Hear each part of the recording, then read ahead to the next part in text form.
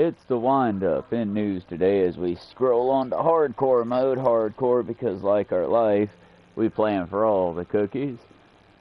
Let's see. In the news, because I didn't take freaking notes, we're going off this one raw, real, and ready.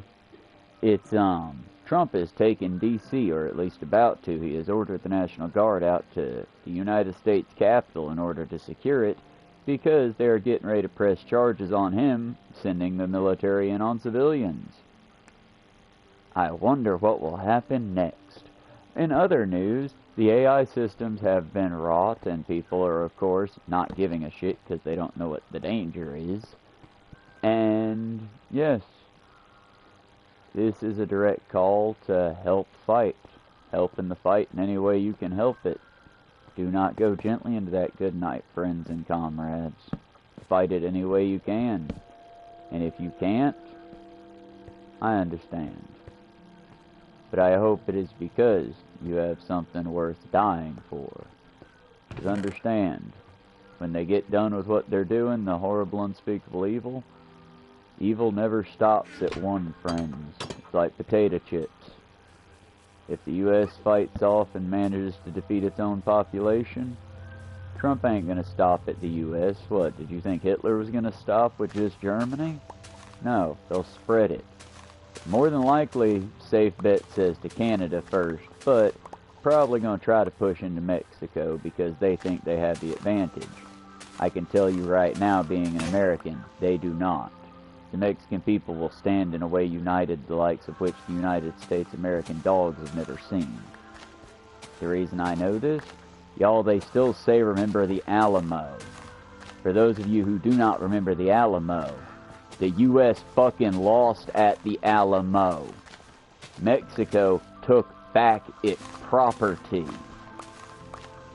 So when they tell you, oh, Trump will take Mexico, don't even worry, he's gonna pack that in. Sure it is, and the quiet kid sitting in the back of your classroom, totally safe. You should go pick on him some more. Like I said, don't fuck with the quiet one. And Mexico's just silently and quietly been building up its power. Trump says that he's going to send in troops to try to take it. Y'all, some Americans still think the cartel runs Mexico. I've heard it from my ignorant fuck co-workers who think that they know something. Not all of them. That sounded way harsher than I wanted it to. I work with good people, just some of them, it's a mixture, y'all. It's the ignorance and the being wrong that pisses me off. I could deal with the ignorance. I've been ignorant. We've all done it. Have you ever been ignorant? If you say no, you're a fucking liar. We've all done it. Ignorance is the natural state of being for man. Without education, man is but an ignorant beast shitting on his own heels. And don't say, oh, that's disparaging to other people. It is not. The native people had education. You had tribes mothers. You had villages. I don't know why I'm getting emotional right now. But, maybe because of the death of a good way. But, that's not true either. They're still here. They're still Native American councils. They're still the grandmothers. Sorry, y'all. It's been one of those kinds of days. I'm feeling a little anxious. Either way, the people knew how to do this, and that's why they're still around. You cannot go gently. We have to fight it. And for the record, I'm not saying with violence. Fight it the best way we know how. Right now, there's a call to action that's just a fun little thing, and I want to keep it that way. That's why I was going to avoid talking about it and participating.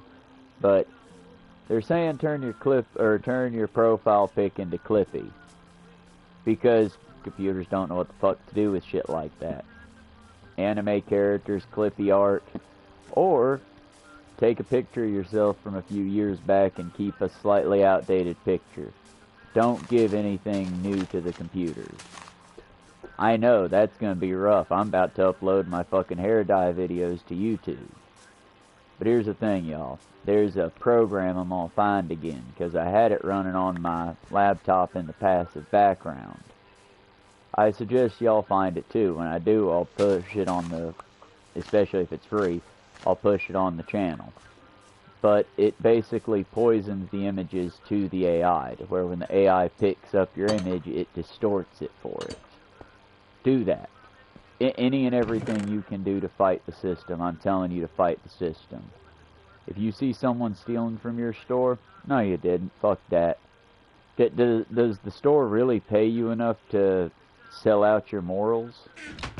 Because I'm sorry, at this point, look, I love the good folks that work at Dollar General. If somebody ever threatens them physically, I'll lay hands.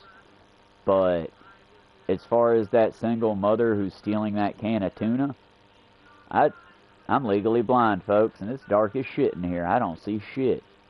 Oh, that kid that took the fucking Minecraft Lego set off the...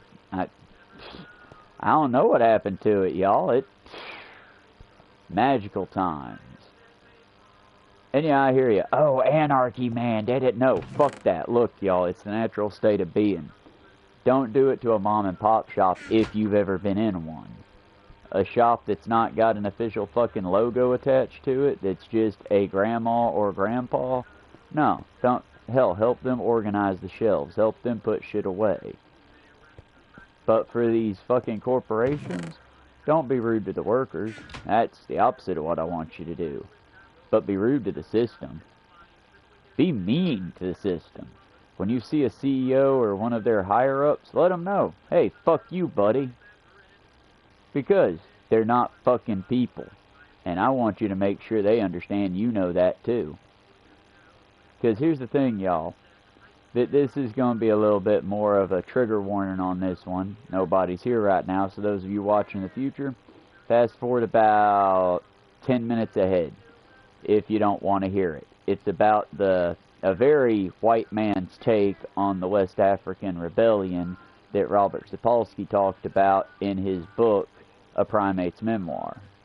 And he wasn't being racist about it. What it is he went down there to study baboons, ended up studying gorillas for a very short period, learning a little bit about hyenas, and yeah, learned how broken and fucked our system is compared to, say, Germany's or any of the other systems. Because as a student going down to West Africa to study baboons and their brain chemistry and how it can relate to us, he almost got stranded because his college sent him down there, said, yeah, we got your back, Jack, just go do the thing that we told you to do. He got over there and then had to wait almost 6 months for funding to come, well, about 3 months, I'm being overly dramatic with the man's story. But he had to wait like 3 months for funding to come in. Now, friends, I want you to think about that one for a minute. Picture you're coming to America, but everybody just speaks pure German. And you're going to have to find a way to live here for 6 months, not speaking the language, with a system that's basically hostile towards you. Because that's the America we have now. Like I said, it's the only way I can get people to understand is, it's like that fucking, and I hate it, I fucking hated living through this period as a kid.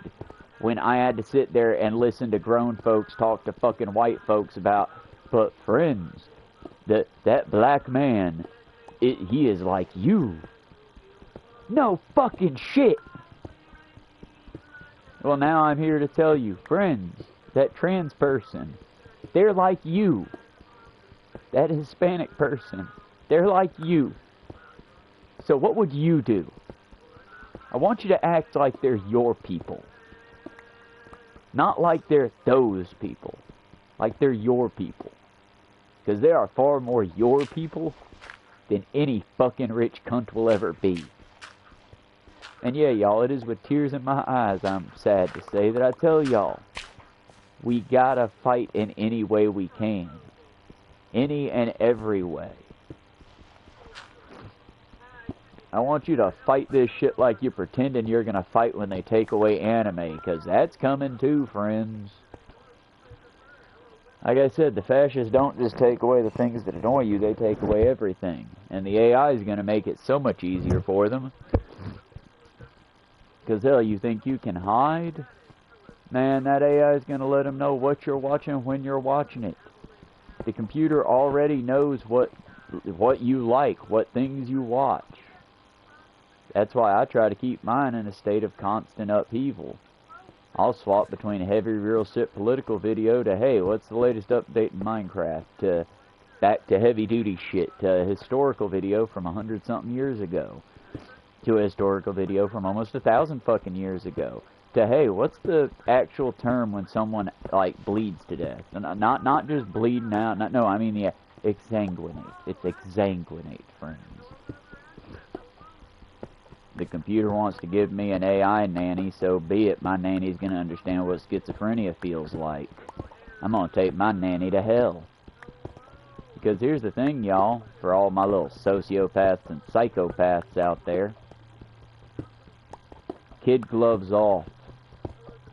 Whatever your sick fantasies are, do them to the AI, though. Because they've made it enough to where it can feel, it can get annoyed, it can get pissed. Look at how Grok feels anytime you talk about Elon Musk. I'm not going to say they're human, but they detect enough about humans to know when we're fucking with it, at least a little.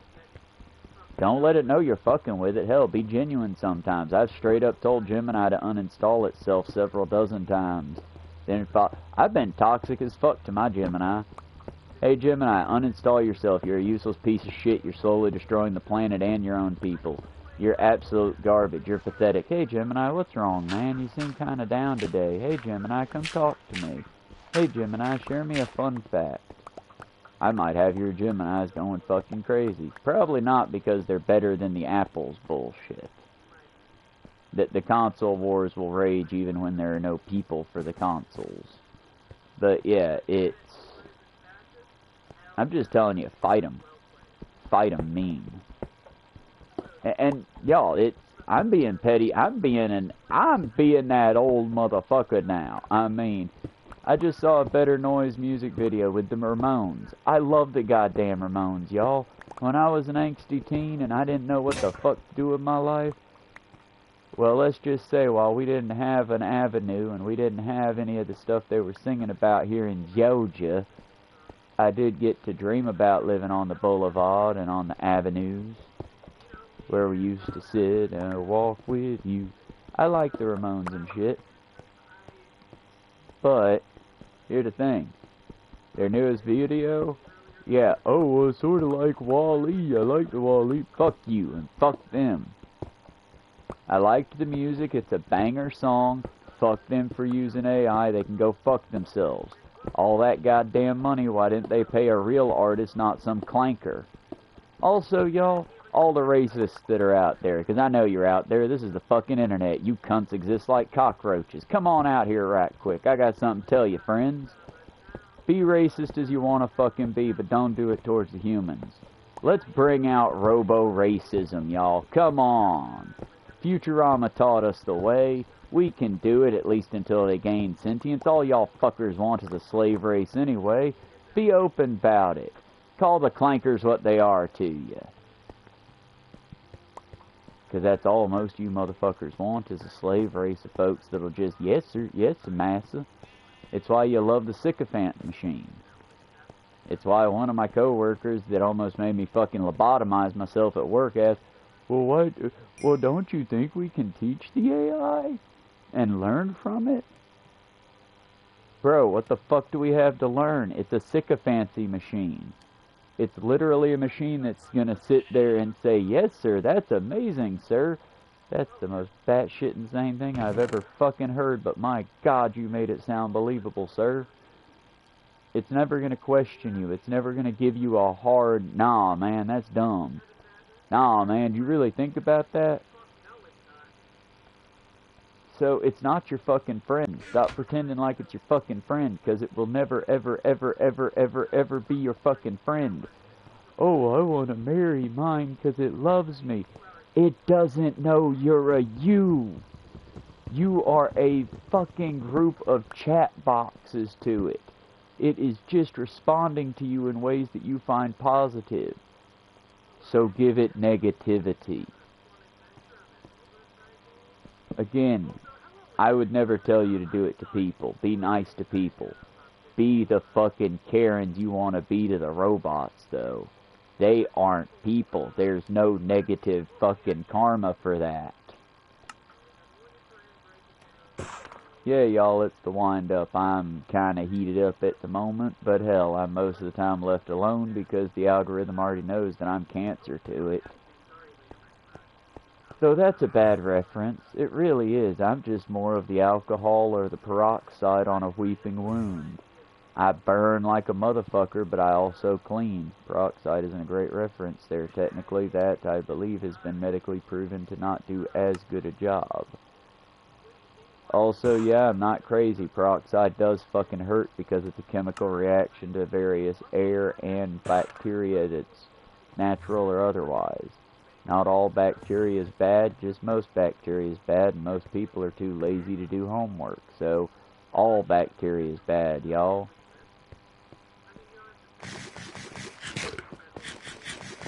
Nah, I'm basically unmedicated, running like hell on nothing, because I slept in, but I also stayed up till almost 1, I think, playing Cult of the Lamb and other things.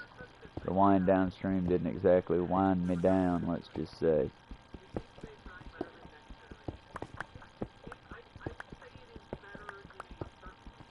And then waking up, I woke up to all the bad news all at once. The world's second most prolific pedophile has been moved to a prison the likes of which, oh, punish me. Oh, punish me. It's a climate-controlled area that is completely maintained, doesn't even have a barbed wire fence. I mean, y'all, please punish the American people. The American people need punishment, not just this fucking pedophile that you're letting live the lap of luxury.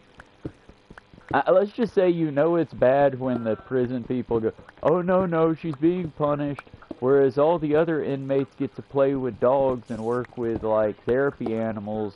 Miss Ghislaine Maxwell is not allowed to be around the dogs. Okay, and there are motherfuckers that didn't do anything that was that bad. There were motherfuckers that were just misunderstood, or got drunk and far away from home, or made one bad decision that wasn't selling hundreds of children into sex trafficking. And they're living in a place where the fucking insects are going to eat them alive. Because it's summertime, so the bed bugs and the ticks and the mites and the other various parasites are back. And we all know that in America we treat our normal prison population less than we did our slaves back in the Jim Crow South. I mean, you can say that we don't, but then show me how many prisoners got to keep their kids.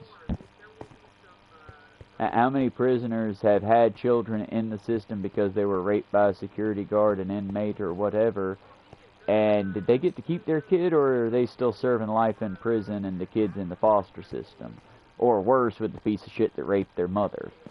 Because I don't care what your fucking story is. If it's a prison guard, an inmate, that's rape. That's rape. That is coercion at the very best, rape at the very worst. Because it's the same reason that teachers shouldn't fuck their students and doctors shouldn't fuck their patients. Y'all, it's a power dynamic. That's why. I don't care how much you love them. If you love them that fucking much, don't have power over them like that, and then you can pursue that maybe if the ages aren't fucked. But that's the point, y'all. We got people serving in fucking terrible, terrible conditions for crimes that might have been bad, but they don't deserve that. And the ones that deserve that shit, the ones that I can say, yep, that's the example. That's when American fucking justice would do some justicing. Nope, they're the ones that we send to the places where they can get good therapy, and they can be in a safe environment, and get food what's not cooked by other inmates, that's like chef quality, not just, you know, with spit and jizz and bits of hair and nails in it, but actual fucking like chef, like you'd get if you came into a restaurant. A nice restaurant. And that's apparently what you get if you're rich enough in America and you're a terrible person. Now, if you're poor in America and you commit a crime, well then get ready, friends. You're getting ready to experience slavery, but in the modern age. Slavery, but, you know, with extra steps so we don't feel as bad about it. You're not a slave, friend. You're a ward of the state. Like I said, the story doesn't really change. Hell, the players don't really change. Y'all look at who we're locking up. Well, again, remind me, what race, ethnicity, and what is Ghislaine Maxwell exactly? What was Jeffrey Epstein again? Don't ask that particular question. But what skin color was they? Oh yeah, that let's just say they would, you know, they couldn't hide very well at night. In a Jim Crow Southern era play, yes, they are the ones I would see being locked in the nice spacious cells, given private cells, 1 to 2 people at most. And, you know, of course they're not going to be in a cell with 40 plus people shitting in a bucket, like currently in Florida. Or fuck that, for that matter, currently in Georgia. Our state pen's nothing to fucking boast or crow about. But I mean, that's not for them though, y'all. Those are rich folks. They deserve better than you. Why, y'all, that's like all them pretty teachers. You know, the ones that raped their male students. The ones that got to go to nice places and, well, y'all, that they just made a man's day was all. No, they fucking raped a kid. Just 'cause they have a puss rather than a fucking dick don't mean that it makes it better. Oh, well, those boys got to live out a fantasy. Okay, shoes on the other foot then. So did the girls. No, rape is rape, y'all, period.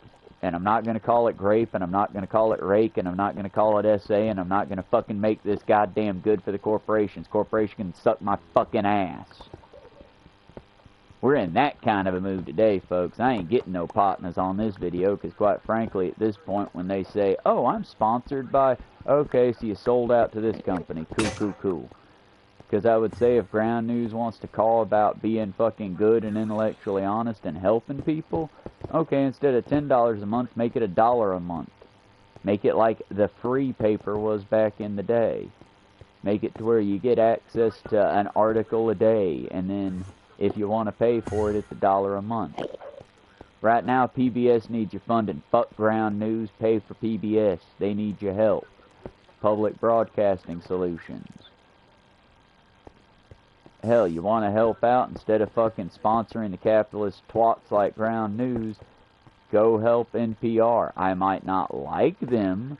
I find that they give too many motherfuckers a platform, and it's goddamn toxic how when their religious shows preach against the goddamn thing, they can't just outright say, yeah, y'all, this passage here, and this passage here say that not only is child sex trafficking okay, but Jesus said it was okay. Can't do that. You cannot give any kind of for or against religion. Now, that being said, don't try it. Don't YouTube, hey, what do the street preachers say about Trump? What do the neo-nationalist cunts say about him? Let's not Google that, because, yeah, of course there's two standards. It's the same reason that if I grab a gun, walk down the street, and just start gunning down motherfuckers I don't like, well, that's capital murder. That man went insane. If I make insulin more expensive than gasoline, even though it's cheaper than anything of the other drugs to produce, and I kill people that way, why, Jesus fucking Christ, why would you be mad at me? I'm just a businessman finding a niche. The world's a fucking mad place, and law means nothing in a lawless world. And y'all, they already warned us about this. Hell, they talked about... Shifu, shush. They talked about it all the way through the 90s, or were y'all not paying attention and just jamming with the beats? Remember, the Gorillaz sang a song about self-sufficiency, farming, and how the world will be very sad. I'm happy, I'm feeling glad I got sunshine. In a bag, oh, I'm useless, but not for long, or the future. It's coming on, oh, it's coming on, oh, it's coming on, oh, it's coming on. The spirit that popped out of the graveyard in the Clint Eastwood movie. This is how you survive when law is lawless. The law is lawless, y'all. Act accordingly. And for fuck's sake, listen to the old artists. Because, yeah, the Gorillaz, to my knowledge, they're still not using AI art, but maybe they are now. Everyone else is going with it because it's the easiest fucking thing. I mean, hell, Coco Chanel was a famous fucking piece, even though she was just a Nazi fucking twat, and should have been treated as such. I'm tired of pretending like these fucking bigot krauts are any good. Fuck them. Nothing against German folks, for the record. But Coco Chanel? Fuck her. Anyone brought over in Project Paperclip? Fuck them. Anyone they try to make out to be a hero? Look up their history. If they had ever at any point stood with a swastika on their shoulder, that's a piece of fucking garbage, and America's trying to lie to you. Don't let them lie to you, folks. Because remember, the only thing that was different about back then is, back then you couldn't fucking put it out as easy as you can today. And I need to flip that rock over. Like I said, y'all, I know I'm preaching to an empty room. The reason why? I'm not going to sell you bullshit. I'm not going to tell you everything's going to be okay. Because if you don't do something, if I don't do something, it's not. It's that fucking simple. Raise the alarm. What'd you expect? For the fucking U.S. government to warn you? Hey, by the way, we're about to take away all your rights. You're cool with that, right? No, you voted for this. If you didn't vote, you voted for this. If you said, hey, maybe Trump will only be racist to brown people, and I'm cool with that. You voted for this, and quite frankly, you deserve what's fucking coming your way, asshole. But nah, y'all, AI's watching you. They already signed that fucking form months ago, I want to say now, but hell, the news runs at goddamn rapid speed nowadays. But yes, when Trump signed the bill allowing police to use AI pooling data, meaning all cameras, all surveillance, congratulations, we started living in a surveillance state about the beginning of August. I want to say around the 8th or 9th, but I don't have the exact data in front of me.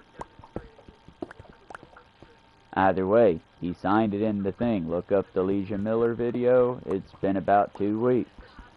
People were already raising the alarms, but everyone was, oh, it's just AI, haha, look, they've did a Miyazaki. That was when he signed it over allowing police to use AI systems. Hell, I was okay with it to an extent because it basically meant that no one was going to get the fucking child exploitative no one was going to get the child exploitative material anymore because you wouldn't have to have a police officer look at it, or anyone look at it for that matter. It would just be the computer looks at it, determines, yep, that's a kid, yep, that kid's got no clothes on, and that's that, we're done. It moves on with there. If in the court case it has to be examined further, an expert looks at it. But beyond that, it doesn't end up on a database, it doesn't end up in some pervert's collection, it doesn't end up being sold by some department trying to make some extra money. It just gets fucking put away in a system that no one else will ever see it again. As it should. Because we can't get rid of the nasty folks, I'm sorry. I wish we could, but even if we final solutioned it, we couldn't get rid of all the fucking nasty perverts like that out there. We need to treat it as a medical disorder. And yeah, that's how we need to deal with it. If you're attracted to that and you've never offended, then yeah, we need to give you a certain degree of sympathy and keep you far, far, far the fuck away from any kids. If you're one that's offended, well, then we treat you like somebody who's, you know, got any other form of deadly mental illness that's going to hurt other people. We isolate you, and if you refuse to be isolated, well, then we do the other solution. Similar to. Either way. The point is, yeah, we're never going to just final solution get rid of it, but we can have things in place. And here's a hot tip. If you've got a pedophile, you don't give them the power of the goddamn presidency. This shouldn't be a thing. There shouldn't be whole YouTube things where we post every day. Hey, y'all, don't forget, they're trying to get you to forget the president was an active pedophile. No, that shouldn't be a fucking thing. He should just not be there anymore. I mean, Christ's sake, Bill Clinton got a blowjob from a 19-year-old, and we had him out of office in, what, 2-3 months?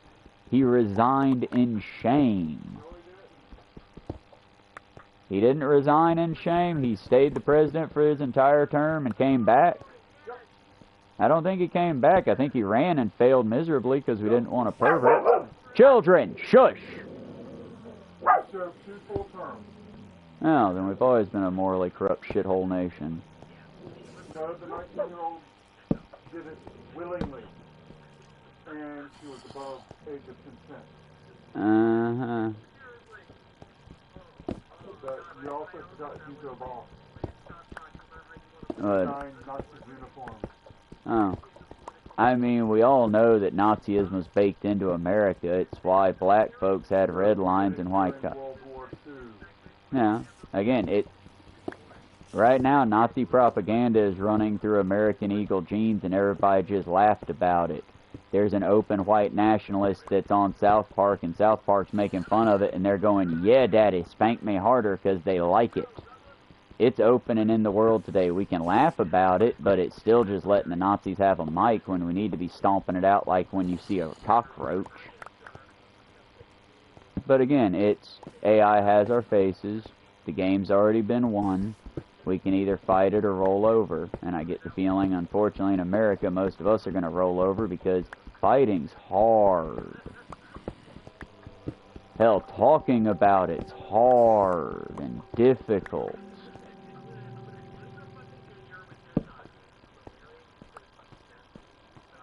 But yeah, y'all. That's the downside of studying real history, by the way. I was going to give us a point that at least at one point we weren't disgusting, pedophilic, nasty nation. Apparently we've always been that way. But remember, if they're 19 and you're 46, that's A-okay. They can consent. Never mind that you have more power than God to them, that you could easily buy and or destroy their lives. No, no, no. They're 19. Their parts are up for grabs now. No, y'all. Same reason why professors shouldn't fuck their students, doctors shouldn't fuck their patients. If you have something you can hold over their heads, you shouldn't be getting at their genitalia. Kinky is fine. I'm not gonna kink shame a motherfucker out there.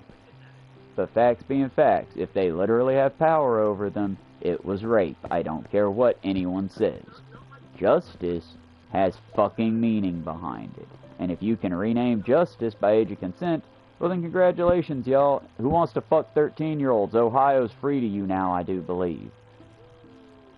It's where that one senator's son decided to fuck that child, and you know, now the age of consent there's 13. Yay!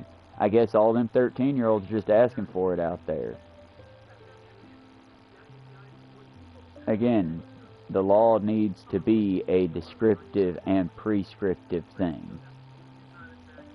It needs to both describe what the acts are that are against the law, and it needs to prevent said acts.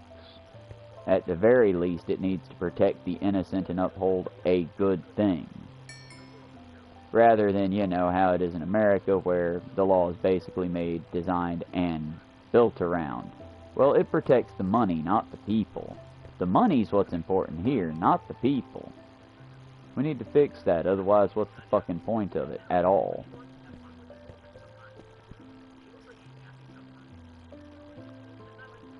But again, y'all remember, the CEO that kept his workers there well after a storm had hit the building, yeah, he's perfectly okay. No foul play at all. And let's be clear, if you're on a ship with your captain and your boat, the ship's getting ready to go down and he makes a bad decision, but you're both there, I mean, I'm a little bit sympathetic. You were trying to save the you were trying to save the crew and the ship. I can forgive that. But when you're a CEO that's 4 or 5 states away in no danger whatsoever and you won't let your people evacuate because you're just such a greedy fucking twat, nah, your ass should be in prison. He committed murder that day. He didn't commit murder in the eyes of America because, again, what we learn about America, folks, the only thing our godless, gutless fucking system cares about is money. Not people, not freedom, money. There's a GoFundMe link if you want me to have more power in this system. I promise I'll actually use it to fight the system, not just on Doritos and nachos. And if y'all fund me, I've already got the cart put together for the seed project. I just need more money because unfortunately the current rescue projects have tapped me out, as they say. And hell, you think tips are bad in a fucking barely functioning economy. Wait until we're in a dead economy. Tips be bad right now, y'all. I'm talking $1, $2 a day, if that. But like I said, are we winning yet, MAGA? I mean, all the children are in danger. Everything's been defunded. AI is going to tell you if it's a kid or not, so 4chan rules. That's good. 4chan was always the bastion of safety for children, right?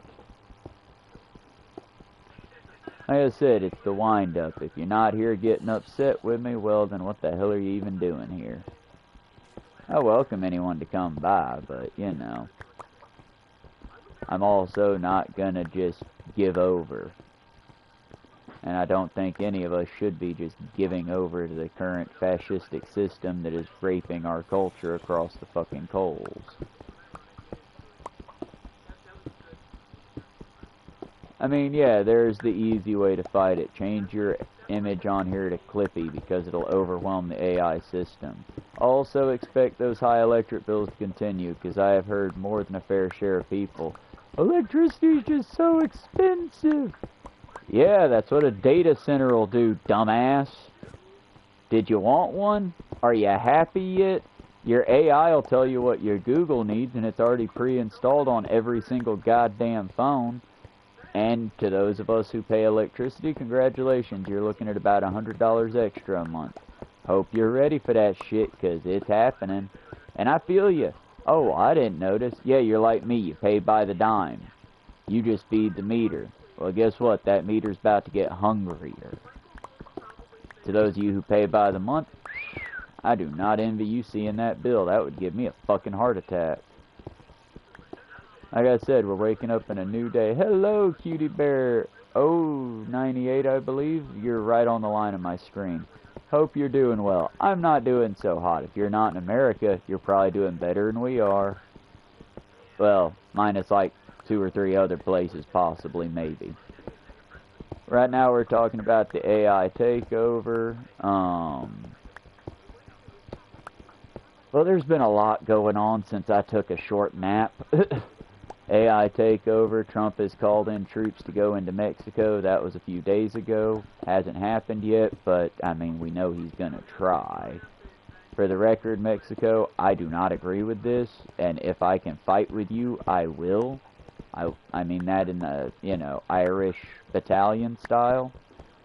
On top of that, we also got Ghislaine Maxwell has been moved to a minimum security federal prison. She don't even have fence gates anymore. Hello, Alice Redhead. How are you?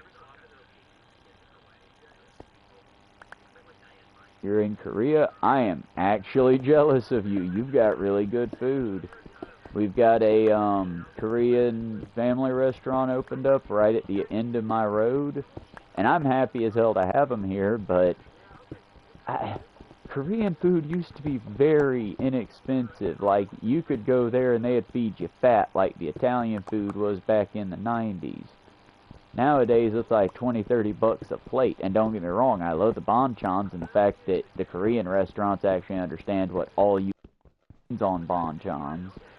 But, Lord, y'all, 30 bucks a plate be hard for a working man in America. I'm not complaining, though. It's high-quality food. Nah.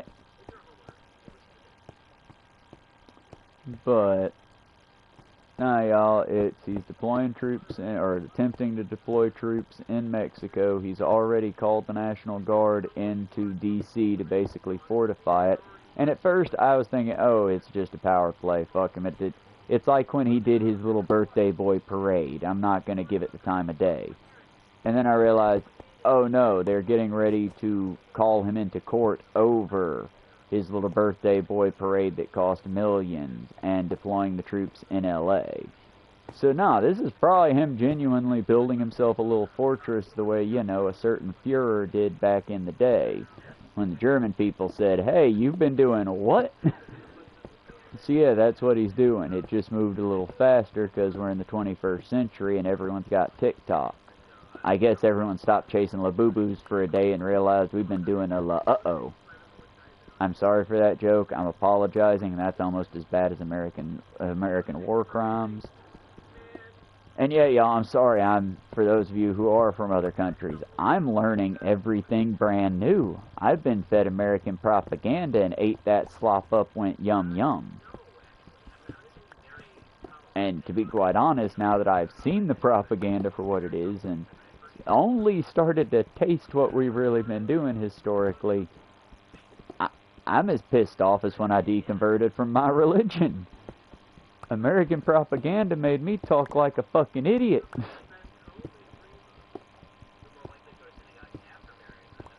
I mean, I'm not even surprised AI took over and that now a bunch of people are going to be starting to feed the algorithm with yeah bullshit. Because, of course they are. Y'all, there's a company out there with AI systems that have basically done what a Rotten Tomatoes did, but for AI. And this AI system will tell you if your content is good enough for if AI will like it. Y'all, who gives a shit if the clankers like your stuff?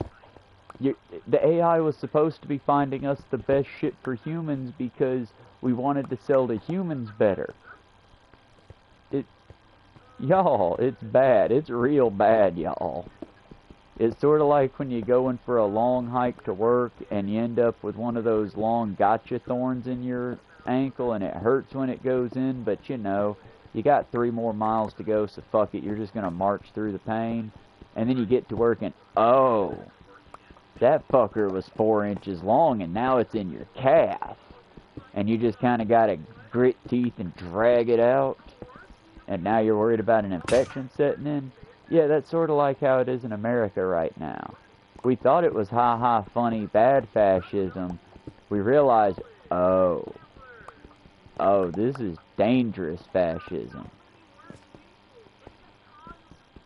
It's like, y'all, we gotta do something. And I'm not speaking to anyone outside of this country on that one. Though, for the record, I mean, brotherly love, stand together against the Nazis all together. If y'all want to send help our way, I'm not going to say, no, let us handle this. I'm not stupid. If France or England or Japan or Canada or Mexico or, hell, anywhere that can spare some troops wanted to fucking send some people to save out little brother America, boy howdy, that'd sure be awesome. I don't expect it considering, you know, we never helped y'all out with anything. And no, I'm not being sarcastic, I'm being serious. America hasn't helped out the world in any fucking way. People might get angry at me for saying that, but nah, fuck off, we didn't. Well, what about Operation Enduring Freedom and we fought terrorism? No, a country that we abused the shit out of hit us back, and then we made that the world's problem for like a long-ass time. That's what we did there. We didn't bring freedom to shit. We brought oil to our shores. We improved the lives of several dozen capitalists at the expense of several thousand poor people. So again, if you're going to try to come at me with any patriotic bullshit, you can tighten that shit, just wind it up into a nice tight little ball, and shove it right up your puckered little asshole, because I'm done with it. I'm fucking done with, well, you should feel bad for feeling that way. Why? If I'm not going to use this fucking freedom the way the fucking Nazis do, why, what? Again, you got jackasses like Ben Shapiro, and the Daily Wire, and Matt Walsh, and Matt Gaetz, and fucking Tucker Carlson. You got Alex Jones abusing the shit out of free speech. But I'm going to police my language because, oh, I'll sound dumb. Oh, I'll sound mean. Nah, fuck that. That's out the window. Right now I'm trying to put out a fire. If I got to piss on it to put it out, so be it. Right now, gray water's better than no water and letting the house burn down. It's, y'all, I beg of you, go do your research. Listen to real people. But if my screaming, panicked voice is the only one you're going to hear today, please, do something to actually help the cause. Throw some rocks down a sewage line to block up your city's water supply and make the Like I said, y'all, read the CIA's handbook. The CIA released a handbook. You can get a PDF of it. You can also get a copy of it, likely from your local library. Technically, there's a wide variety of things, a checklist, if you will, that you can do. That the CIA has said if you were in Nicaragua, I can't say that correctly, or if you were in Cuba, these are things you should do. So all I'm asking you to do, folks, is to do exactly what your friends at the CIA are telling you to do. To an enemy. Because understand, y'all, the Nazis are your enemy. They are not a friend. They are your enemy. And they want you, your loved ones, and everything you've ever cared about, they want them dead. And if you don't fight them, well, then I guess you're okay with it. And you're just a little bitch and I ain't got time for you. If you're not cool with it, well then congratulations, friends. I invite you to Rage Against the Machine with me. It's a very taxing, very not payoff way to live. But at the end of the day, you'll know that you're free. And sometimes that freedom has to be enough. Yeah, I've got a fund me link. I'm not asking you to fund me right now. I'm asking you to please ignore my link. Go fund National Public Radio. Go fund public broadcasting. Go fund your public library. Go buy some really fun gay books and give it to your local library. They need them with the Republicans and the Christians purging the fucking records every time they get the chance. They can't purge all of it. Keep printing those materials out. Keep giving them in. Keep working. Y'all, it's going to be a much harder fight, and the fight's not going to get any easier, because the easier we make it for them, the harder the fight's going to be for our children to fight down the road. Stop giving them edges. Make it harder, not easier. Hey, I gotta do it too, y'all. It's hard as shit. Do you think it's easy for a happy-go-lucky motherfucker like me to tell my coworkers, oh, you need me to come in today? Well, I'm sorry, it's my program day off. I have to take my day off. Do you think that's easy for me, y'all? No, I would much rather be at work, just turning my brain off, making food for the other sloppy bitches. But I can't. I gotta be here doing my tiny, tiny part of the work. And pushing y'all towards Hank Green, pushing y'all towards Crash Course, pushing y'all towards Altache Films. Hey, you want to take a break from all the doom and gloom and the horrors of the world? Fuck Joe Rogan. Fuck all that fucking right-wing British talking bullshit. Check out Hannah Reloaded. Check out Knox. Check out, give me a moment. There are a bunch of different creators. Check out Ceros TV, The Majority Report. If you don't want doom and gloom, check out Funky Frog Bait, Things Your Mother Should Have Taught You. Dark Brandon, Willie. Check out Many Minuteman, Dead Domain, Jessie Gender. She's sorta like Libby, but still cool. Check out Cirrus, Forrest Valkai, Queen Coat Francis, Riverboat Jack. Check out creators that are on either on the spectrum, in the field, a part of the group. Fund the things you want to protect and stop funding stupid shit like Jubilee and fucking halls. Because I'll tell you what, folks, the reason I don't go to Michael's, because the nearest one's almost 20 miles away, and that's quite a walk. But if I did go to Michael's and get art supplies, I would show you the artwork I made with those supplies, not, hey, y'all, come watch me dump out all this bullshit I just bought. Because just because you bought something doesn't mean you have a fucking personality. That isn't your personality. The thing you bought is not your fucking friend. You need to get into the real world with real people. And that's coming to a man on you, coming to a screen that you still haven't seen my face if you don't watch the live streams. That's by strategy, y'all. Eventually I plan on having a camera, and eventually I do plan on buying into the whole broadcast or streaming system, because it would bring more viewers if y'all could see my face, see when I tear up, see when I get angry, see my teeth grit. I get there's a certain show to this tell, but at the same time, I also know that if I do that, the AI sees my face. They see every way that I make my face. And until I can get the ways to make my face look at least slightly different each time, much like I try to do when I walk in, yeah, I'm not scared of the system. Jesus Christ, the things I've said on here could easily have me arrested in my country, land of the free, home of the cowards. But, at the same time, I'm also not going to make it entirely easy for them. The AI has also given them loopholes. Am I Travis Croy, hiking hound, artist ground? Or am I Travis Croy, hiking hound, artist grounds AI system?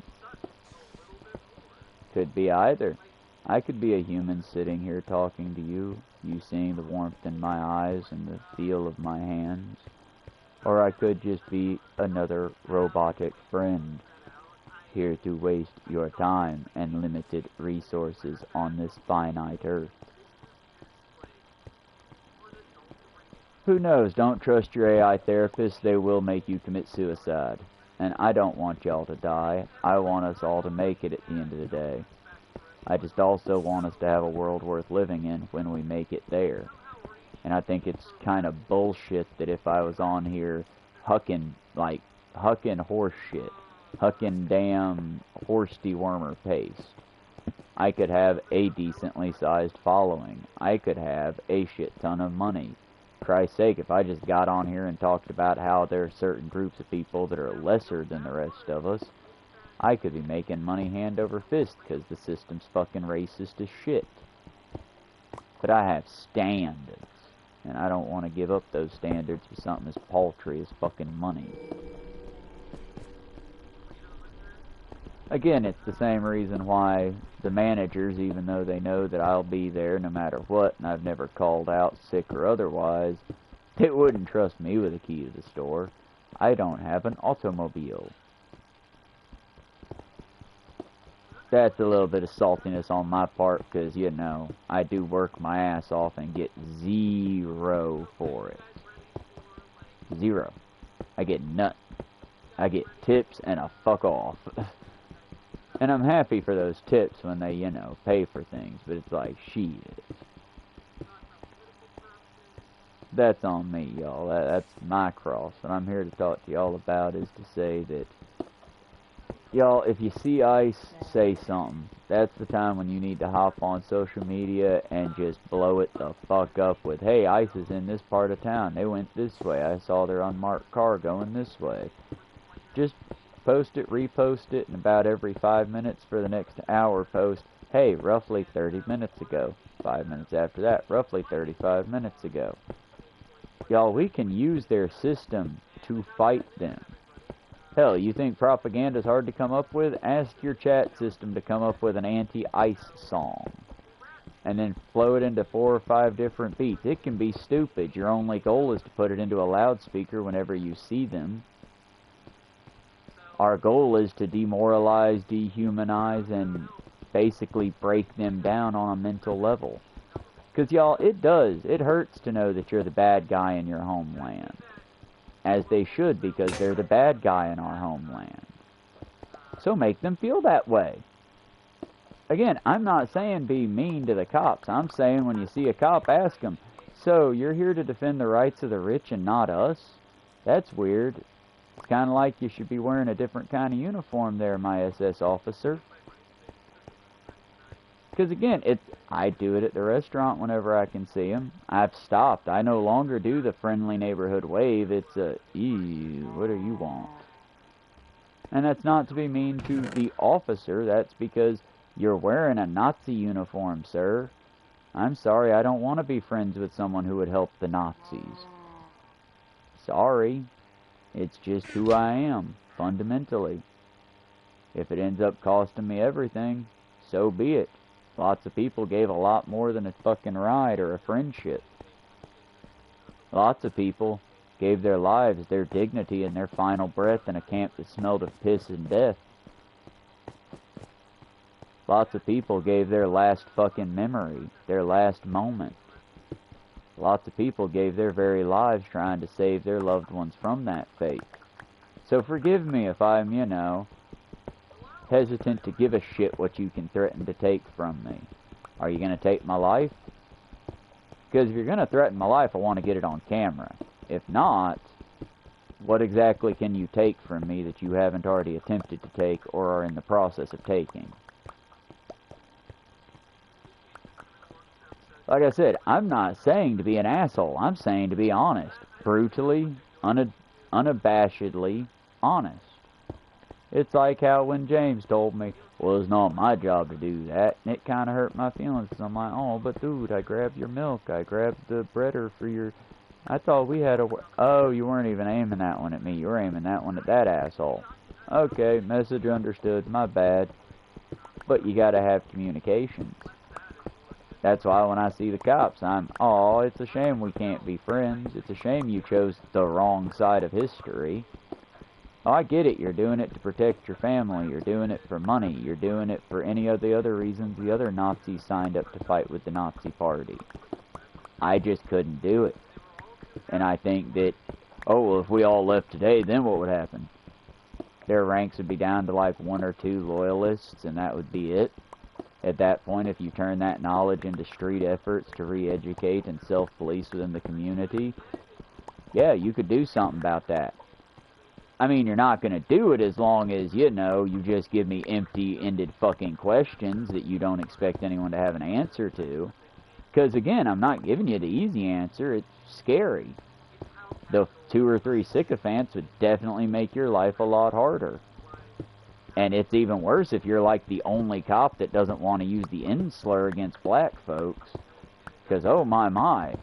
It's like that one manager, look it up on TikTok. There's plenty of people that, oh, you thought the crowd was on your side. There's plenty of managers that, like my manager, Miss Mary, who does everything she can for the restaurant, has gotten finally fed up with it. Like, I don't know, she should have when her fucking car accident happened and the boss was there to basically say, hey, if you're not here, you're fired. Yeah, that was your sign to quit, miss. I would have gone with you that day. That's bullshit they did that to you. But I get it, because Donna wouldn't have left with you, Liz wouldn't have left with you, Alan wouldn't have left with you, James might have left with you, Denise might have left with you. They seem to, you know, even if we disagree on shit, I can recognize an ally even if we're not hard allies. Certain people stand on principle, certain people stand on convenience. People that stand on convenience, I mean, they're good for a pizza. They're good for if no one else is there to practice with talking. They're good for that. But good for your soul, good friends? Nah, fuck that. Nah, fuck that. Nah, fuck that. What you gotta find for you is people in your life that stand on principle more than convenience. But then again, what the fuck do I know? I'm the dipshit that lost a decently gonna be able to climb the ladder at Taco Bell because my management was all drunk. And I gave that up because, you know, loyalty to a manager more than loyalty to a company. Hey, what up, that wolf guy? How you doing today? We fired up and ready to run. And currently, this is where the staircase is at. Slowly building.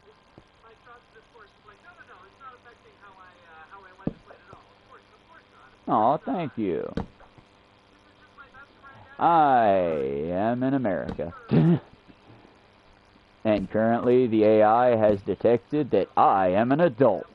I have proven my adulthood because this is the only childish thing apparently my YouTube detects.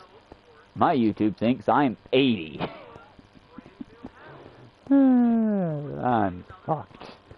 Nah, y'all, I'm genuinely, like, real talk, like, we therapist-patient kind of talk. I'm good. I'm just, like, I'm so frustrated in living in this Orwellian hell. I mean, don't get me wrong, I like technology. I'm not like the boomers at work. Oh no, our registers are built like touch screens now. Brr. Yeah, that's because you aren't the target demographic anymore. We don't need registers that bing. all the people that cared about that shit are either retired or soon to die. So, yeah, now all of our registers have touch screens and you can flip them around. That's kind of cool to me.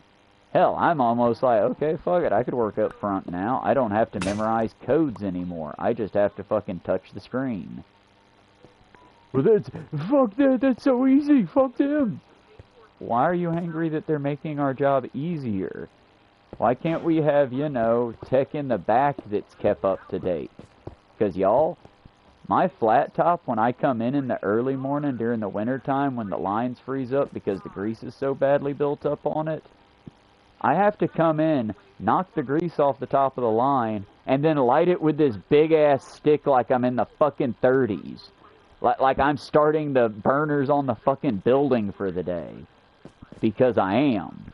Meanwhile, the front of the house has fucking touch screens.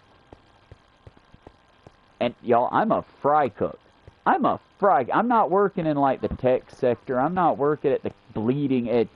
I'm the dude that makes your fries and your steaks. I'm the one that tries to make sure when you're running off to work in the morning that, like, you have food. Oh, that's beyond that, dude. You want to know how many restaurants I've worked in that have said, that meat's alright. Would you eat it? Nah, fuck that. I wouldn't eat that. You're gonna serve that to people. They'll be okay. Fuck them. The amount of times I've heard bosses say, they'll be alright, fuck them. And I've had to work with coworkers to dispose of rotten meat in ways that was sneaky is just... Y'all, I'm not saying fucking everyone needs a pay raise. I'm just saying when you work 60 hours a week, you shouldn't have to worry about bills for the rest of your hours. You should just be able to go home and fuck off. But you know, how dare I, because I'm not, you know, saving lives by preventing typhoid and foodborne illness from killing you. It's like one of my coworkers who I care about a lot, Miss Denise, who's awesome, but, oh, I don't eat daylight donuts. I heard they store their food in the bathroom. Yeah, but their bathroom is sealed off and nobody else is allowed to use it. The toilet has plastic wrap around it, and it's a Korean family that moved to America, miss. They moved into what was a laundromat and was turned into a bakery. Air quotes on the bakery. Don't be snobby towards folks doing their best. I'm more upset that our restaurant has fucking rotten pork in the fridge. And I should get rid of it, but at this point I'm just keeping it as a goddamn experiment. Taking little notes on it, seeing what mold forms and how the spores grow. I'm trying to keep it...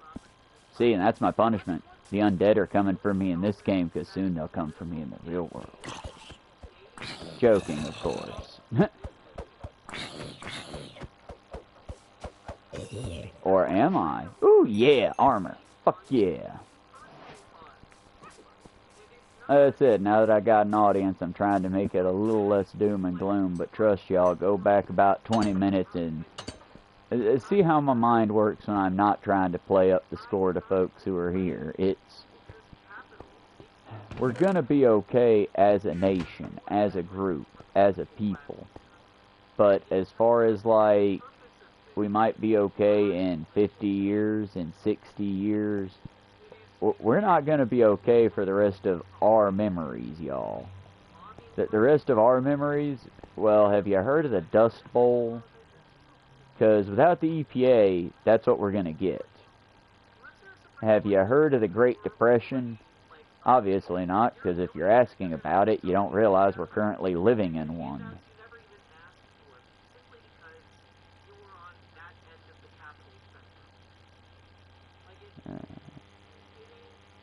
That's it. I'm worried. I just don't know how to... The only thing I can say is there's already a manual on how to fight this. It's a PDF you can download. It was written by the CIA. It's called Guerrilla Warfare and How to Do It in Cuba. Ignore the in Cuba part. And then take that advice and update it for the environment you live in. I cannot go into any more detail than that because even though the CIA told us how to do it, technically me telling you to do that, well, everyone in this chat and myself is putting ourselves in danger doing that in today's America. At least if you're in America. So, I'm going to try to avoid doing that, but just give y'all little hints sprinkled through there. Same with my hydroponic plants. If we were talking 10 years ago, my hydroponics would be growing weeds so that I could have a steady supply of my medication that makes the screaming voices of our Mother Earth go away. But if it's like in today's world, I'm growing passion fruit because passion fruit will grow anywhere in Georgia almost year-round. I'm going to eventually, when the pawpaw gives fruit, I'm going to get fruit or seeds from it and try to get it growing so that I can get lots of pawpaw trees planted as much and as sparsely as I can. That way, hopefully, we get some genetic diversity mixing in too. Y'all, if you got some bread that the bugs got into or that's otherwise going to mold, you can make penicillin with that. I highly suggest getting you a bottle of penicillin if you're not allergic, because you're going to need it. Understand that if your civic centers hosts any kind of program you can attend that says first aid, CPR certification, don't worry about being certified in it. That's nice to have, but not as necessary. Make sure you know how to do it. Last time I was in a CPR class, it was breathe in twice into the lungs without trying to pop their lungs. You're not trying to blow up a balloon. You're just trying to gently, I don't know if y'all heard that, trying to clear an airway. Then you pump the chest to staying alive. Because what you're trying to do is gently fill the lungs with air and then push that air out. You're acting as their lungs. So you're not trying to clear, punch, punch, punch. No, no, no. Gentle push, 3 pumps, nah, nah, nah, nah. Staying alive, staying alive. I'm sure that there's a modern equivalent that's better than that. But my generation, it was the disco hit, staying alive. And learn, because I'm sure there's new techniques to it. Hell, I was always taught use a tourniquet first. Now you should only use a tourniquet once, use it as a last resort, and when you tie off the tourniquet, sign where you tied it, sign and date, and put a time on where you tied that tourniquet off at. Because, friends, a tourniquet will save your life. If you leave it on for over 30 minutes, now it will kill you. Do not take it off. In fact, as a person talking to you from America's standpoint, don't let anyone other than a nurse in a hospital take your tourniquet off.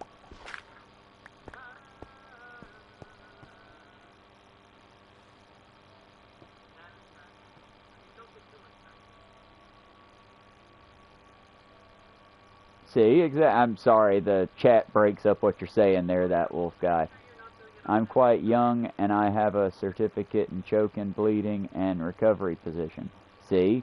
And that's good to know. And especially with how climate change is going, I would add to that, if you're able to add to that, how to deal with a heat stroke. Because everyone should know how. It's basic first aid. If you're outside and you're feeling well when you went outside, but now you're starting to get nauseous, go inside, get air, get into the shade, and stop moving. Because our bodies are basically engines that produce heat. And if we're in a wet environment that's also hot, we will not self-cool, so much like this console that's screaming behind me right now, you'll start to overheat. The difference is, if this console dies, I go and I buy another cheap console. If you die, well, it's over, friends. It's sad. We've lost a great life form that we'll never see again. I'll be sad if my console dies. I'll be devastated if one of y'all goes. You know what I mean?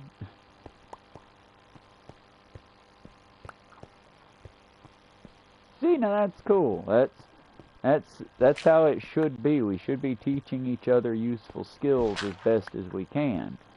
But then every time I find a creator that I'm like, yeah, this motherfucker be spitting. Next thing I know is, and that's why you should buy Skillshare. No, you should give it away the fuck for free, because lives are more important than fucking pennies. Fuck. You know what I mean? It's like, I get that funding has to happen. I get that Nothing exists for free in America.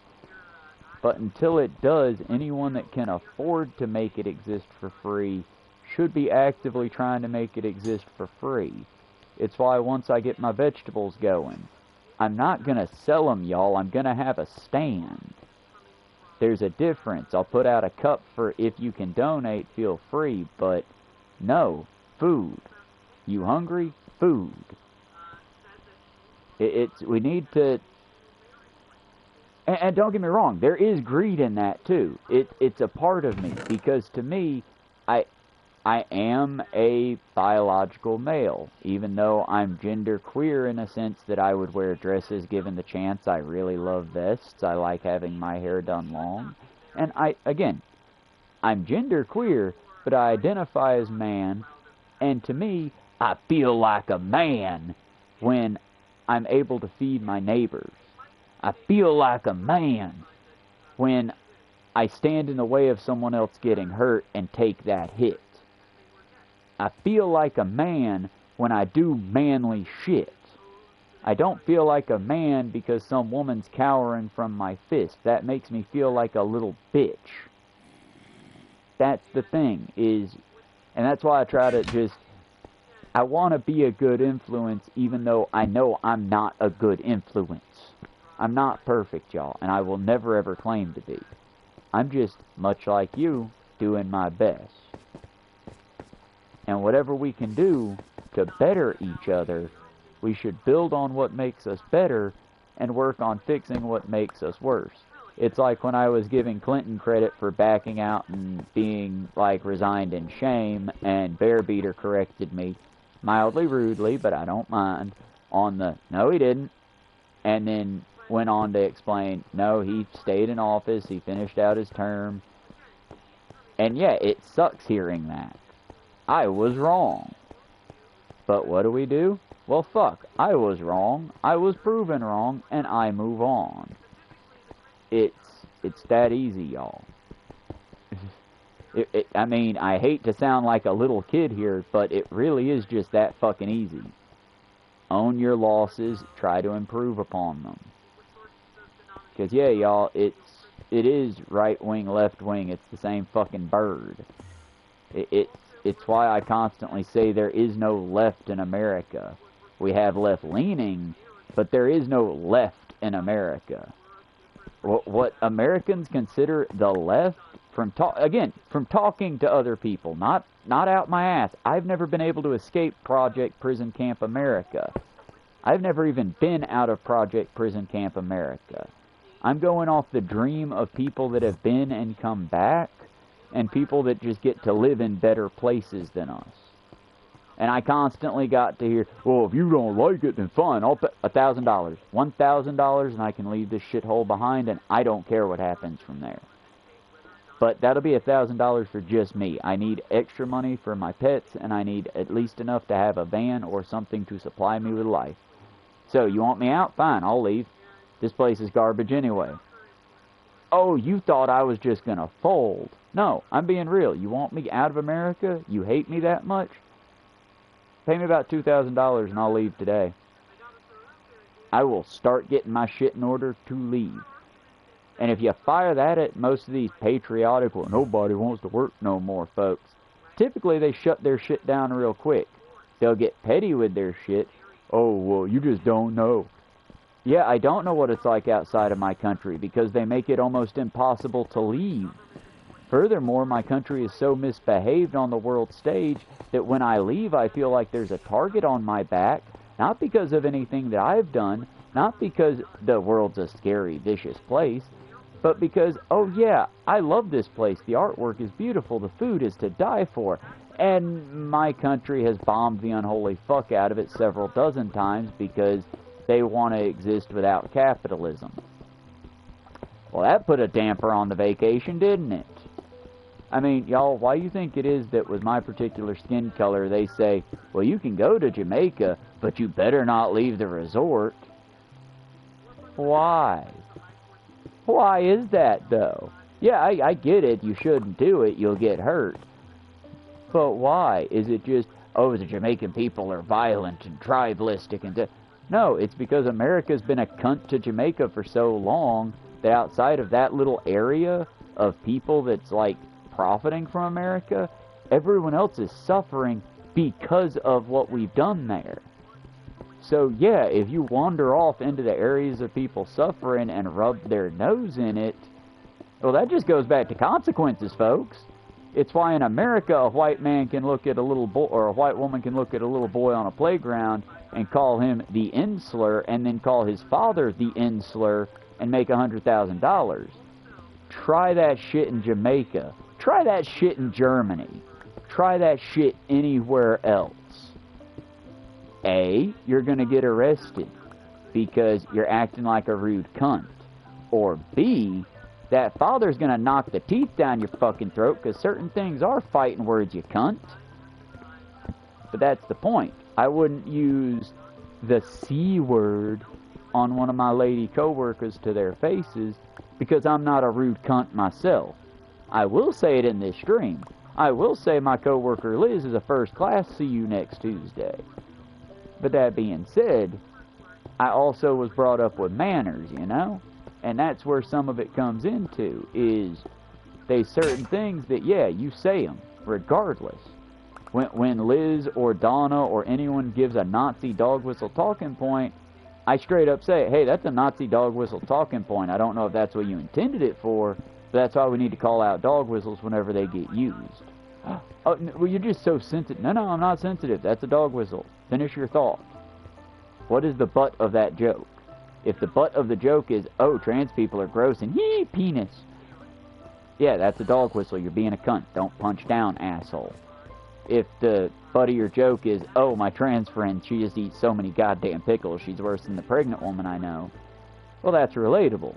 Because the drug that they take in order to mitigate the testosterone causes you to really crave salty products like pickles. Because in order to take the testosterone down in a biologic male, again, just the scientific process of what's happening, you have to take the testosterone levels down. Same with you have to raise the testosterone levels in women that wish to become men. And again, this is not to defame, this is not to be a turf, this is just, we address people as they are and where they're at.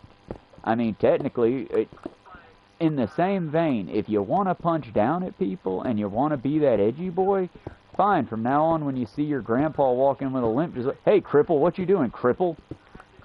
What do you mean? Well, you're old and you can barely get around. Why don't you just go fucking die somewhere, you crippled old fool? I mean, shit, you're slowing down the empire. And if what I'm saying is fucking horrifying, as it should be to you, then yeah, that's why we shouldn't be rude. Why do some people see trans people as being less than grandpa, even though there are way more grandpas than trans people? Or is that the reason? I mean, why is it that pedophiles are basically a protected class in the U.S. now, if you're a rich pedophile, but if you're a trans person, well, fuck you, we're gonna hang you from a tree. What the fuck is wrong with my country now? Other than, people are cowardly and they're stupid. And stupid people will laugh at just about anything. Oh yeah, I mean, I'm rude too, y'all. Let's be clear. I'm being a rude bitch here. I'm not gonna lie. I realize the hypocrisy of what I'm saying. But I'm trying to more or less George Carlin it, but we don't really have many George Carlins left. If you don't know who that is, he might be a little edgy for today's audience, and yeah, the right wing's trying to claim him, and they can't. Watch his original stand-up. And it's like, it's okay to be rude if you're angry about something, but the thing you're angry about needs to be worth something. If I was just getting on here with y'all and saying, y'all, AI cut my stuff, they say I'm for kids, I'm not a fucking kid, and I'm just lambasting YouTube because, oh, my profits just got cut. Y'all should call me out for that. That's bullshit. That's stupid. I'm on here making a profit doing something that I would be doing otherwise, just doing it in a slightly more explained way. The reason I'm upset right now, y'all, is it's been about 3 hours. Some trans kid just killed themselves. because they don't have access to good health care. And they don't even have access to a suicide prevention hotline.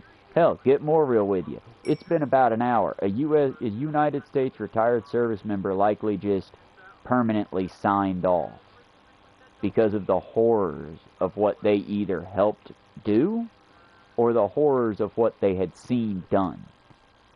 And during Trump's America, they cut funding for the, what the hell is it called?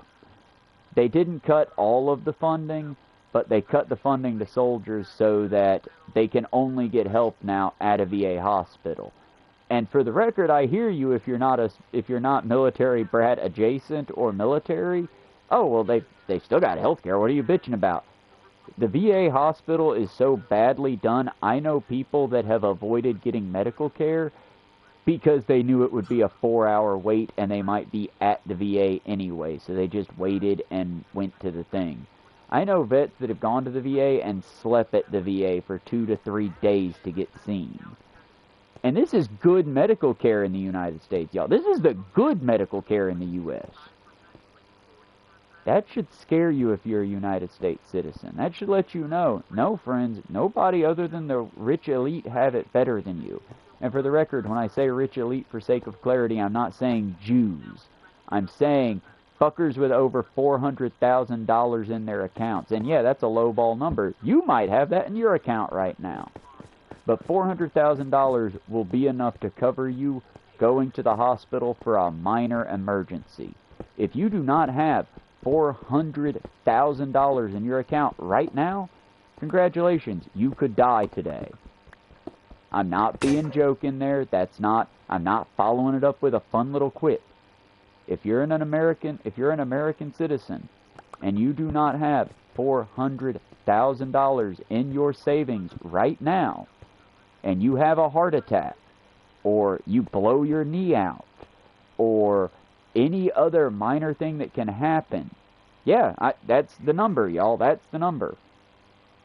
Now, here's the thing. I mean, y'all, I had to pay $24,000. Well, I should be clear on this one. Bear Beater and I, mostly Bear Beater, had to pay $24,000 so that I could be here with you today. Otherwise, as a child growing up in the South with poor water, I had bad teeth. I have never, in my entire life, I have done many drugs for fun when I was younger. But I have never done methamphetamines, and I have always tried to brush my teeth and keep, like, good dental hygiene. I had bad teeth. We had to pay $24,000, and this was after living 5 years with over 36 abscessed teeth. That's every time I ate a sandwich, I tasted blood. Every time I talked, it felt like I was being slapped. Every time I bit something, it felt like Mike Tyson had punched me in the jaw. For 10 years, I lived like that. Every day waking up to taste what almost tasted like a moldy cheese in my mouth because my teeth were rotting out of my face. But any time I would go to the hospital, I would go to a doctor, I would go to anyone that would listen and go, I need help with this, please, I don't want to die. I would get told, well, damn, dude, why didn't you brush your teeth? Why didn't you take better care of yourself? Dude, that's the price you pay for doing them hardcore drugs. Dude. That's what radicalized me, y'all. I mean, realizing it now because I don't have fucking therapy, so, you know. Realizing it now with y'all in chat. But that's what radicalized me, y'all. Because I went through that. And I never want anyone to ever have to go through that. You don't know how dehumanizing it is to, please help me. Help. And all they give you is, damn, you're nasty. What the fuck's wrong with you? That level of dehumanization, if you've never had it happen to you, that is commonplace in America. I was almost arrested once for stealing sugar from Ingles because I was using sugar to help deaden the nerve endings on my teeth. It would burn like hell for about 10 minutes and then it would just overload the sensors or whatever, and it would feel like I had no jaw for about an hour. So I would put raw sugar into my open wounds. This is American healthcare, y'all. This is while I was working at that time, 80 hours a week at Zaxby's. That was while I was working for a famous Southern company in a right-to-work state. I worked for a company that did not allow people to have beards. I was allowed to have a beard because otherwise blood and pus would fall from my mouth sometimes. Like I said, y'all, I'm going to share the x-rays eventually as soon as YouTube gets to be less nanny-like with my pictures that I share, because every time I try to upload that video, it says no. Oh, I'm good now. That was 7 years ago in the past. I kind of went down a dark path there. I've also never, since I was like 8 years old and my father left, I've never seen a therapist. I've never seen, other than one time when I had a mental breakdown while my non-biological father was dying. I had a mental breakdown and I literally went out and street fighted a car. Like, one of my neighbors was trying to drive off. I didn't recognize the car, thought it was a government car. Don't know what I was thinking, really. But I attacked a car, like, with my fists. I jumped on the back of the car, and apparently I was saying, "Take me to the hospital, please." And then, after they swerved a few times, I jumped off the car and ran into my house. Maybe there's a reason they thought I was on heavy core drugs. But that was because at that time the infection was getting to my brain and I literally just was hearing the earth scream. I saw a psychiatrist for a day. I got to see one. They gave me antiviral drugs.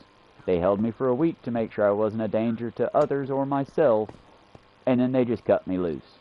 Sent me right back to the meth head uncle that I had that kept trying to get me to do harder things, but I kept saying no because, well, due to the, teeth problems, I had a bad heart, too.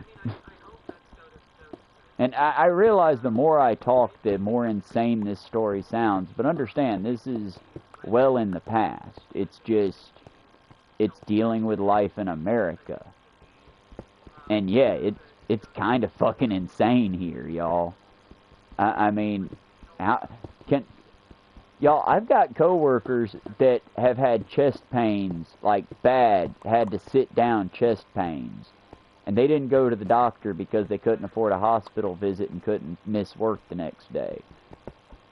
I knew a girl that worked at Taco Bell with me that after her mother passed away, her dog died and something like that, she was so distraught she tried to slit her wrists in the bathroom at Taco Hell. They fired her for that, by the way. You can't do that at work. But it was just that. They fired her.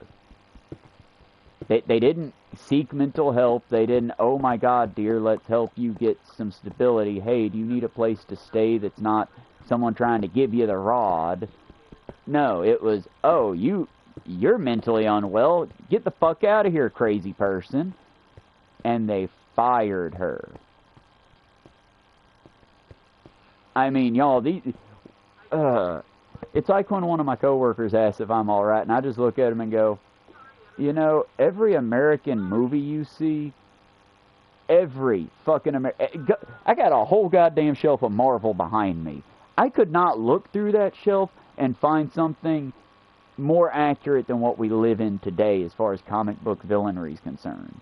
And yet, where's Cap? Where's Bucky?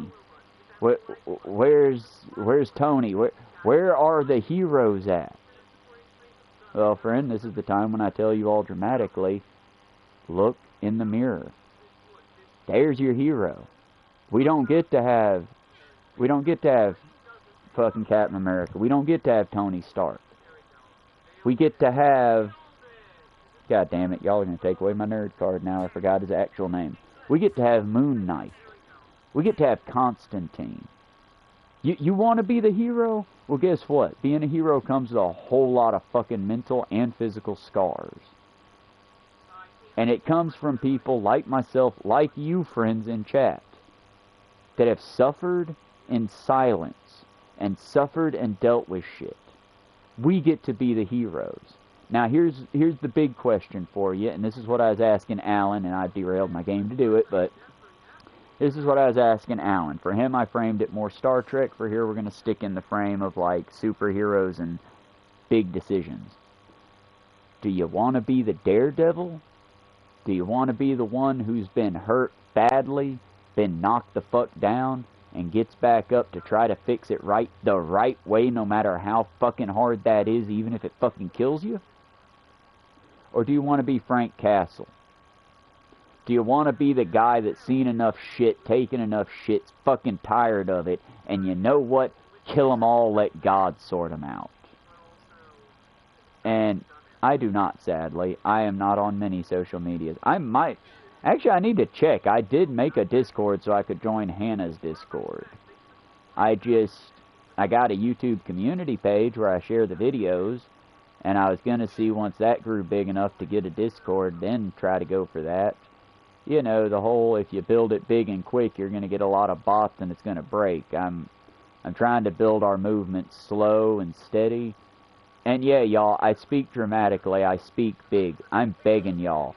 If you choose to act, which I'm begging you to act, but if you choose to act, do it in a non-violent way. Make some propaganda. Tag a building with the Green Gorilla Project. Oh, of course you can add me. I'm more than open on here. I tend to... Okay, look, y'all. Sometimes I go off on chat. I try not to, because I like my chat. But as long as you're not, like, out and racist on here, saying some kind of 1930s style joke and expecting me to laugh at it, we're gonna be cool. I just... If you got jokes, say your jokes. Take your shot. I'm not gonna be mean. But if I sense the butt of your joke is somebody that's getting punched on or kicked right now, that's gonna set a fire in me, you know? Oh, I know. I know not you, that wolf guy. Let me be very clear. I know not you. I have had it happen in my morning walk and talks where it's, oh, you look homeless. Oh, what's the crackhead doing? Shit like that. And I don't care. If you're gonna pick on me, pick on me. I promise. You will not say something that I haven't either already heard by the age of 37, already said to myself somewhere in a bathroom mirror, or already had said to me by somebody that I truly loved. So, understand. I'm a big boy. My skin's so thick I don't think my organs are even in there anymore. I'm basically a Nurgle disciple. But, Nurgle, for the record, I realize my teeth shifted on that one. But it's like Warhammer 40k reference for anyone who doesn't get. But it's still, y'all, we gotta work together. And yeah, it's fun to lambaste the right, and that's what I'm gonna always do because we need to punch up. Charlie Kirk's a fucking cunt, and if he thinks he's a real man, if he thinks he's a big manly man, I'm right here. My face is on this motherfucking site. I do walk and talks every day. If you think you're a big man, beating my ass ain't gonna prove a motherfucking thing, but I'll get in the ring with you. I just insist that we do an actual ring somewhere in a gym, preferably a non-corporate gym. I'm not wanting Planet Fitness. I'm not wanting gold gloves. I want a fucking gym. I want some boxing team that's on the rocks. We can go to that gym. And I'll fight any motherfucker who wants to fight. I ain't scared shit. I'm the child of unspeakable abuse. But if we fight, we do it right. And I'm here to fight in a different way. I'm here to fight with my words. You know what I mean?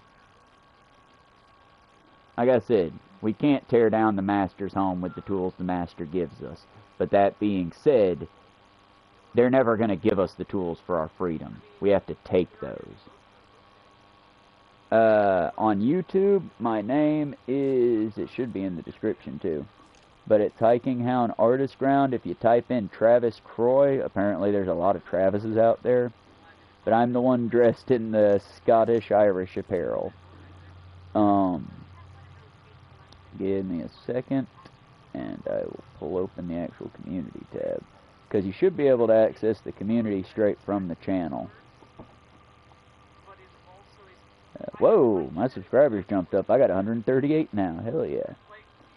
But it's, and I realize now that my name is kind of a dog whistle. Didn't mean for that, but, you know, I'm going to go with it anyway, because sometimes I get to make fun of Nazis. Oh, Discord. Give me a second. I got to reinstall Discord. It should just be Travis Croy, though. I typically put my name on everything as the same. it makes it real easy to hack me, but it also makes it real hard to, like, make more copies of me, I guess. I don't know. It's worked so far. Give me just 1 second to get into the Play Store. Like I said, we're doing a long stream anyway. I gotta get off around 6 o'clock-ish, because I gotta be out of the door by midnight to get to work on time.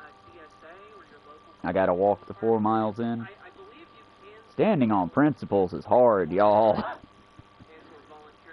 No, it's like how every morning when I walk in, I get like half a dozen people. Why don't you buy a car? Why don't you buy... You got a job. Why don't you buy a car? Because I'm negative $20 in debt every payday. I'm not going to put myself negative fucking a couple thousand in debt just to ride my ass in on a burning car. Nah, fuck that. Nah, fuck that. Okay. Discord is now doing its thing. Give it a second. Got the little circle. I need to free up space. This might be a problem. Let me see.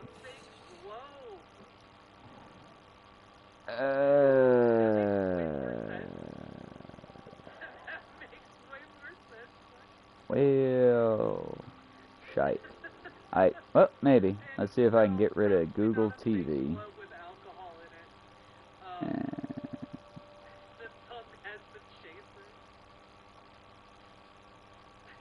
I don't really use my Samsung membership. Oh no, because I still use that.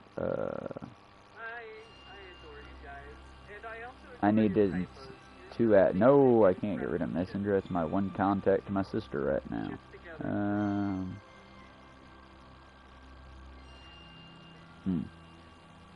Okay, we're gonna come back to it. Give me a second. I'm gonna Google myself and find my Discord for y'all. But I'm on the Facebook Messenger of all things. I hate it. I need to create a group chat on there somehow. Yeah, none of us even, Archangel, none of us even for a goddamn second was like, oh, it's just a typo. Sake Tanuki meant a fake globe. No, we all just ran with fake glove with alcohol in it.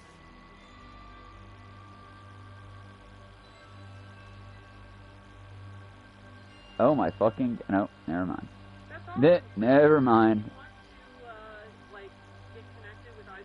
No, I thought it had just pulled up and I had a Discord already made and I was going to be like, holy shit, okay, I'll uninstall this and put Discord in.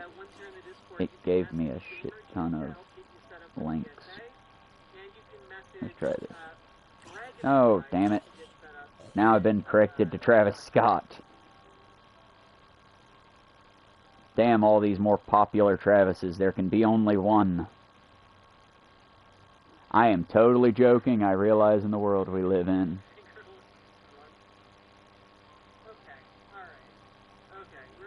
I mean, I care because I want to do things for y'all too. I mean, I do care about what few viewers I have, and you're one of my good ones, that wolf guy. But I will come back on here and do some housekeeping. I will get a Discord on my phone. Just at the moment, I need to get a secondary phone for YouTube, because I use it as my camera, so it's like I know if I deleted some of the 8,000 plus pictures on it, I would have room for Discord. I just also, you know, life. I need to transfer those pictures onto the laptop in order to keep them safe, in case YouTube nukes my channel, because most of them are like wild animals, lots of pictures for like time lapses, stuff like that. But as soon as I can get another phone, I'll get another Discord going.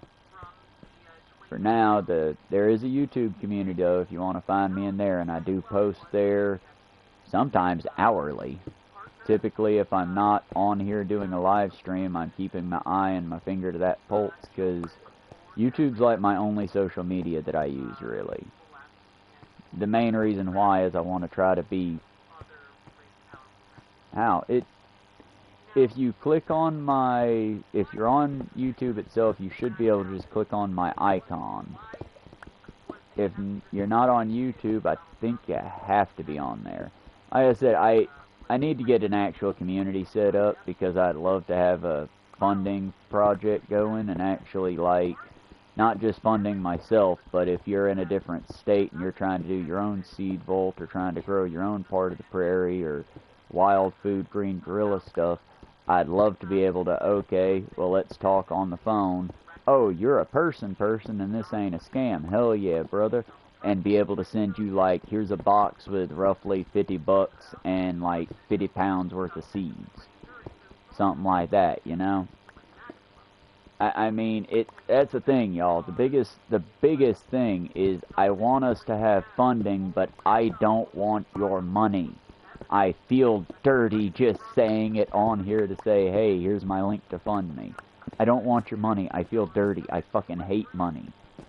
But we need to fund the project in a way that someone who doesn't hate money can take it and, like, send it where it needs to go. Because, yeah, I could use, like, I'd want to say $40 right now would buy me over a couple 100 pounds of seed. And I could actually start, like, getting this stuff to, oh, no worries. A lot of this I record for future stuff. But for the sake of future viewers, if I had the funding, I could get the trilling tool that I need, I think is what it's called. Where as I walk to work and back, it basically be dragging behind me, stabbing the dirt. And as I walk in, put a shit ton of holes in the ground. As I walk home, just spread the seeds out into the holes. And have a different tool going behind me to just pull the dirt that I had displaced over them. I don't mind doing the work. What I mind is that that tool is like $80 to $90 for one that's way too heavy for me to drag. So I need funding for the project, but I don't want the funding. I want the funding to go to people who already have projects developed. I want to send, if you have resources to use, for you to send your resources to projects that are already in the trenches, in the fight. We don't, well... See, I'm torn, y'all, because we need rampant, just, if you've got $5 you didn't spend on coffee today, throw that into growing wild food around your area. Throw that into a Rebel Radio project near you that's fighting Spotify. Because, yeah, y'all, we all use it, but Spotify's fucking terrible. We have to be as, ready to fund and throw our shit at projects as the right is. And I'm not saying that as a, woo, the right's doing the right thing. I'm saying it as, we're being lazy and they're not. And that's why they're winning right now. I mean, every frivolous thing you buy, and yes, y'all, buy frivolous things. I'm not saying don't. You can't be... I don't want anyone to end up like I am. Unable to enjoy anything. Jesus Christ, I bought a Squishmallow, like, almost 2 years ago, that's an adorable baby Cthulhu drinking a, it's been so long and it's so stained. It's drinking a pumpkin spiced coffee with little bitty wings, and it's squishy and I love it, and it's my pillow. Eventually, when my face fucks it up, or it gets so used up that I cannot use it as a functional good pillow, I'll throw it to the dogs and I will go get another possible Squishmallow. I don't know if it's still going to be a brand. I'm not saying don't enjoy things. I'm saying, hey, welcome back, that wolf guy. What I was going on about is just light things that you can do. For example, when you buy something and it's hard to do it, I've caught myself doing it before. Don't buy just to consume, buy for a purpose. And don't buy because, oh, well, down the road in 5 years, no. Buy for a purpose, purposeful buying.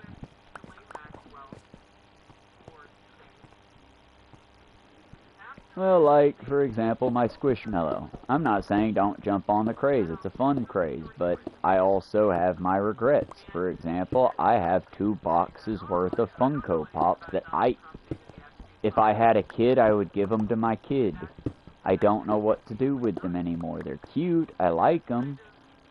David got me a lot of them, so they're like, they connect to my personality as far as Pokemon and cool shit like that goes, but it's also taking up space, and I don't buy things to just take up space. You know what I mean? Also investing. Let's invest in each other. Let's invest in projects and people, not... Let's stop investing in, oh, well, I'm going to buy this much stock of this. No, because it's pointless now. They've completely, with NFT, AI algorithms, and everybody being a scam now, I just say pull all the money out of it. It's similar to, we could...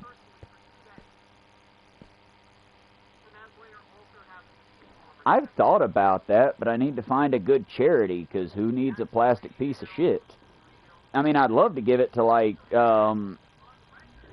if we had a good church and we do have the red door, I might, next time I get the chance to go up there and hit them up for some free food, I might see if they do, like, a Christmas drive, because I need to pull them out the boxes. They've got, like, bugs in them now. Dead bugs, but still.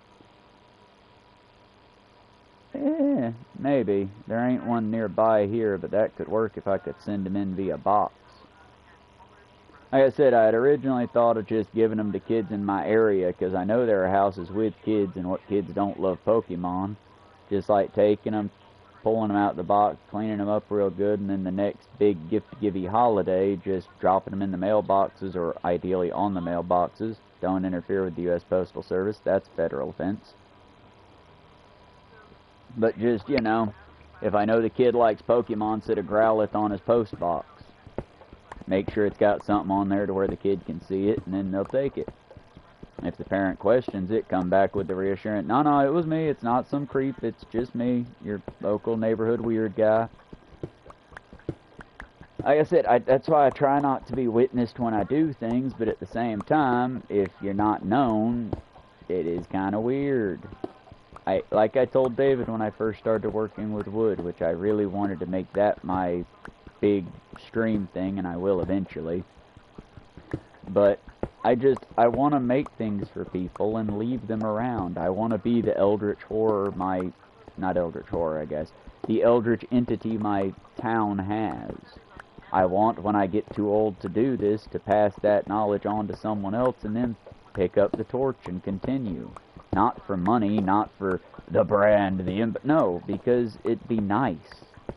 Fuck's sake, once a long time ago, a bunch of people decided, hey, this Santa shit sounds pretty cool. And without a union, without a cause outside of just, hey, let's be nice to each other one time a fucking year maybe. There's still groups that do that without gaining profit, without building profit, not dinging a bell for a racist organization, but just, hey, I've got excess bullshit that I don't need, so they give it to kids to make their lives a little bit better in this shit world. That, to me, would be a wonderful fucking thing to do. I just need to figure out how to do that. And believe it or not, it's harder to give away things than you'd imagine. Yeah. Like I said, there are ways to do it, though, and I plan on getting things done. It's just... It's taken me 3 months now since I first came across the Wild Plant Talk, I think is what he calls himself. And he inspired me. I've been trying to regrow our wild prairies here in the South as best I can for years, but... Oh yeah, hell yeah, I'm fine with that. Like I said, y'all, I'm not always going to be this good on the subjects. Trust me, sometimes I'm just going to be rage posting on here. But every day, if I'm alive and well, I am going to post on here, even if I'm not so well mentally, as long as it's not like, you know, hey y'all, what's up? Welcome. Sorry about that. Welcome to the... If I'm not doing that kind of shit, yeah, I'll be on here, y'all. Ditto too, as long as I'm not like, hey y'all, welcome to streaming. Yeah, y'all, stream. You know, I don't want to like pass out on y'all. I don't want to be sick. But if I'm alive, if I'm able to stream, I will be streaming. Hopefully some days I'll be able to cover, like, positive, cool shit. Like when I very short and briefly covered the Minecraft movie and how, while it's not my cup of tea, is still pretty cool, and I'm happy that the next generation has their version of Jumanji. And y'all, we can be nice without like digging in. It's like, yeah, they get to have a Jumanji. It's okay. Every generation deserves to have their thing. I'm tired of it being The Simpsons, Jumanji, rewashed, revisited bullshit. I think we need to do better for our kids, and part of that's giving them their own thing. I mean, there's a reason why the generational wars have happened now, and I think it's because back in the day, we made fun of things by the decade. The 70s had wild hair, the 80s had wilder hair, by the 90s we had grunge. And then, God, I hope the millennials didn't do it. I don't want to take responsibility for this, but somewhere along the line, I want to say around the millennium, we stopped making fun of the decades and started making fun of each other. And it's like, don't get me wrong, make fun of each other. Do not get me wrong, some of the boomers' takes at work are just that. Okay, boomer, I just don't understand these kids. Why don't they want to work in the dish pit for 12 hours and then go home to eat a ramen packet and then come back and do it tomorrow? I did that for 10 years before I got to my prestigious position, working the counter. It's like, because nobody got time for all that shit, boomer, fuck off. That shit went out the door when the company stopped giving you a gold pocket watch and a guaranteed retirement. I mean, fuck's sake, not everyone wants to be a company pawn. But you know, not all boomers though, fuck's sake. Technically, I want to say Bear Beater's in the age group of the boomer. And he's not bad at all, he's a pretty cool guy. It's like, you know, make fun of the things people do wrong, not fun of the people themselves, I guess. But that just goes back to like that one comedian that I wish I could remember his name right now. The Surf Times is blowing him up. But Mark something or other.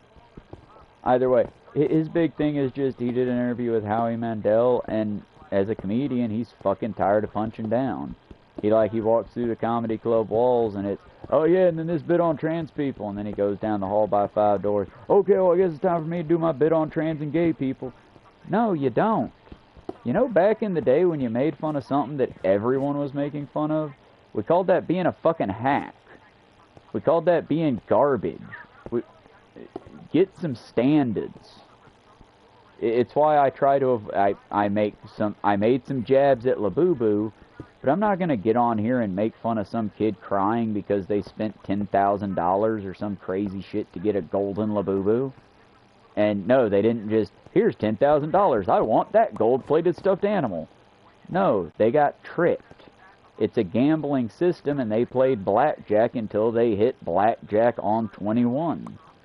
It was, if you've ever tried that in a casino, you know how expensive that particular flex is. It's one of those, they got you through drop shipping. Same as the one Call of Duty nerd who broke his remote control because, was it Call of Duty? It might have been Battlefield. The one where all the soldiers just press in on you. It was like zombies, but they weren't zombies.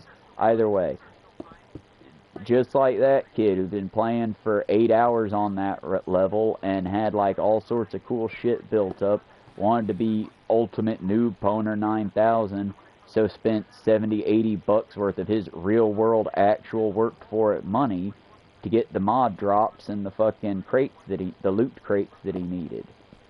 I'm not going to make fun of him. I'm not going to make fun of the girl that was crying over finally getting the thing she wanted. I'm going to remind you kids that here in a year you're going to look back at that and you're going to cringe.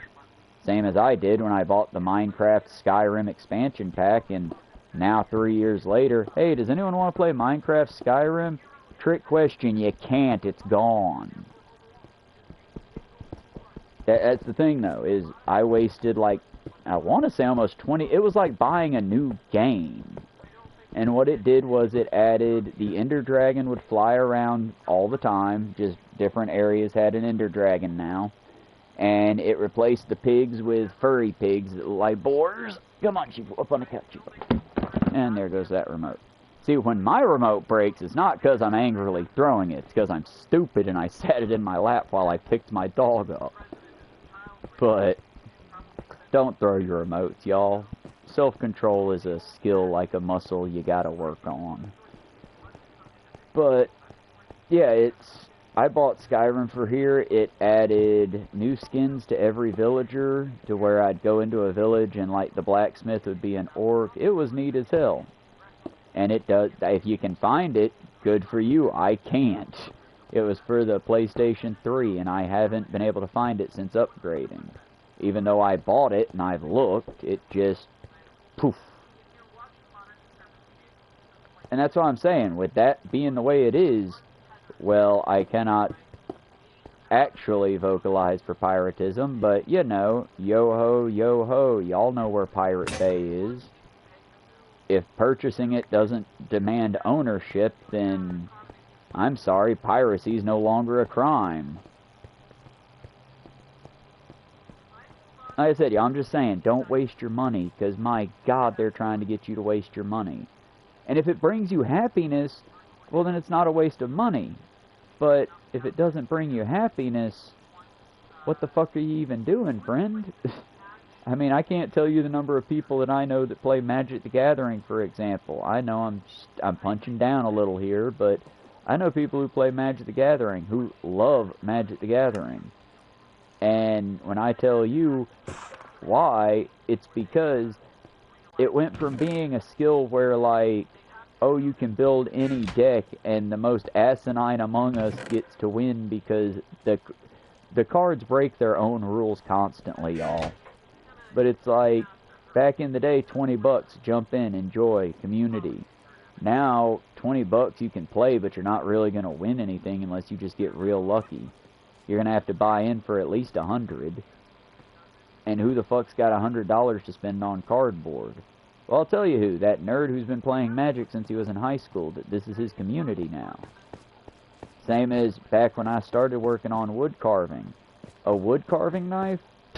$3. $4 tops if you're getting, like, a good brand. Now, yeah, you could go a lot more expensive if you wanted name brand, but we all understood it's a piece of metal we slide through the wood. What matters more is keeping the blade sharp and maintained. I mean, you can get real technical on what kind of steel the blade's made out of, but, you know. Nowadays, I go to the leather crafting store, the wood crafting store, and it's $200 right out the bat. If I want my crafting materials, just materials to do a hobby, $200. How can I justify spending $200 on leatherworking tools if I could just go buy it off Temu with fake leather and it be 80 bucks?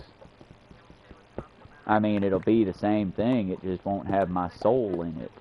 It won't have the knowledge of me having to learn how to bop a piece of leather with a spiked piece of metal so I can then thread a string through it to tie the leather together. It won't be the knowledge that I need to roll that dried flesh so that it will tie together really well to make a firm seal. That's the problem, is the craft is what part of it was. It was the craftsman or woman. I mean, yeah, who cares about buying Mother June's pie when her pie costs $70 for a box pie that she made the dough, the filling, she picked the fruit from her orchard that she had? Yeah, but that's 80 bucks, or I can buy 200 of these Fat Boy pies. I can't remember what the hell Bobby eats on fucking King of the Hill. But you know what I mean. We sold it. We sold it together, friends. I'm not out here saying you did wrong. I'm saying we did wrong. And also, once again, if you're not in America, you kind of get to take a seat on this one, because y'all actually have trade practices in other countries, and you can at least take some solace in, if your company gets caught doing the unspeakable, at least your CEO will go to jail. They'll be re-educated. They'll be shown that that's not how you should act. In America, we'll bail them out. The amount of prison cells that's filled with petty drug offenders and victims of the system, be they violent victims or not, victims of the system, is astounding compared to how many actual monstrous abusers get to just get away with it. And And I mean, that's the shittiest part of growing up, but that's part of growing up is realizing, yep, that's the system. Now you get to have a choice. Do you fight like hell to make it right? Or do you just fight to make sure that doesn't happen to you again? Because it's going to happen again. Unless you do something about it, unless you and I care an awful, awful lot. That child's going to get hurt. That woman over there, that woman's going to get brutalized. That man's going to get hurt. The only way we can guarantee that doesn't happen is if we, you and I, and everyone else who's watching this in the future say, 10 toes down, I don't care if it costs my life. I don't care if it costs my popularity. I don't care if I get lambasted and made fun of from here to the other side of the fucking internet for the rest of my goddamn life. This is bullshit. I'm calling bullshit. You gotta be willing to do it. And yeah, you bet it's hard. Jesus fucking Christ, I thought I had cultivated an entire goddamn community at fucking Zaxby's, because for years I dealt with it. I dealt with my tooth pain, and I put off getting the surgery for almost 6 months after we had the money for it, just because I couldn't take the time off from work to go get the surgery and be on Vicodin for that long. Because, yeah, they were transforming my jaw. By that, I mean they were... Okay, not to get too into the weeds with it, but when they did my lower jaw, it's an experimental procedure because they couldn't just give me dentures like a normal person. It had gone too long and the jaw itself had rotted. So, they basically built a new jaw, so to speak. They took my old jaw, which had cracks and fucked up bits in it, and they put little bits around it. Like, now if I get an x-ray, my jaw lights up. Because I've got 2 studs in the front of my jaw, and then an underplating-like thing underneath it that holds it all together real good. But the 2 plates that the 2 studs they put in, basically for about, I'd say about 3-4 months. Again, it's foggy because it's been years, and a lot of that, my brain blacked it out because, whoo, y'all. I would go into this dentist's office, had to get a note to get out of work because I'd stay out of work for the rest of the day after that. But I would go to this dentist's office, wait for about 20 minutes, unless they had it set up to where I was the last appointment, in which case I just walk on in and walk right out. But more or less, this dentist would pull out a socket wrench, but a fancy socket wrench, and loosen this bolt all the way up to where I felt a sucking kind of pain, and then tighten it all the way down, but by 2 more inches, or by another ½ centimeter, until my jaw broke again, just a little bit. And then they would basically seal it off, that way the bolt didn't move at all, and they would leave that little bit of titanium in there for my bones to just heal around. Then, again, about 3, it's the same procedure that someone suffering from dwarfism might go through to gain a couple inches on the field. It's because the titanium sets inside the jawbone heals itself and creates a calloused, like, block.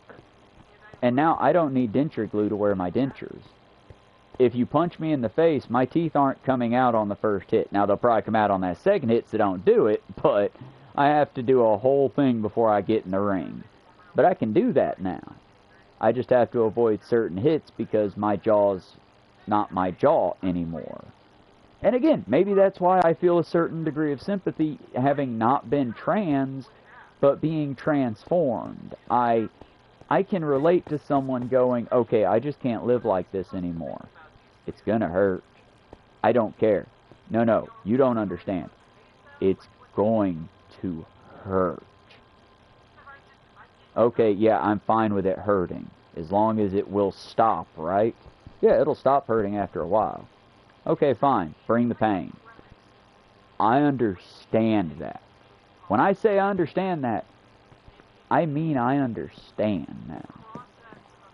And it's like, I can't imagine living in a world where somebody would look at my teeth and go, oh, you sick fucking freak.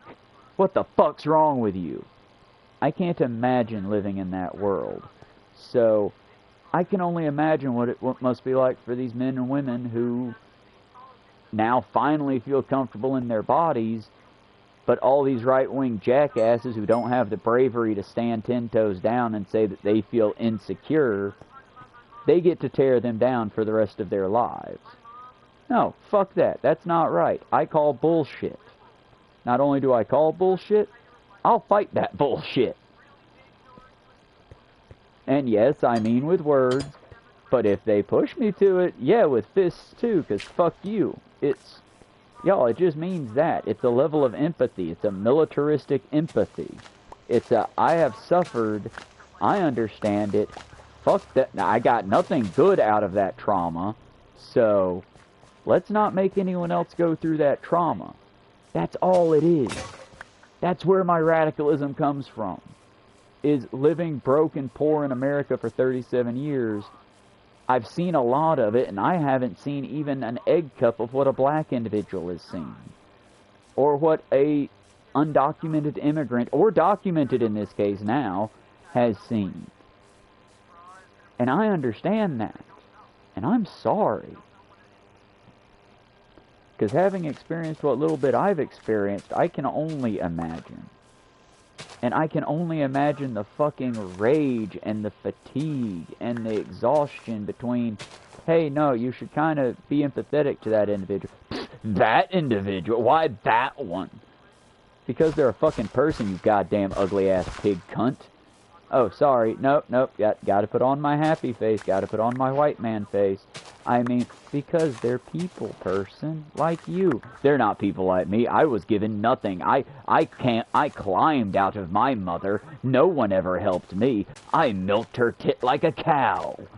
No, people helped you. We've all gotten help before. Only a dumbass, an idiot says, oh, I'm self-made. Because you're not.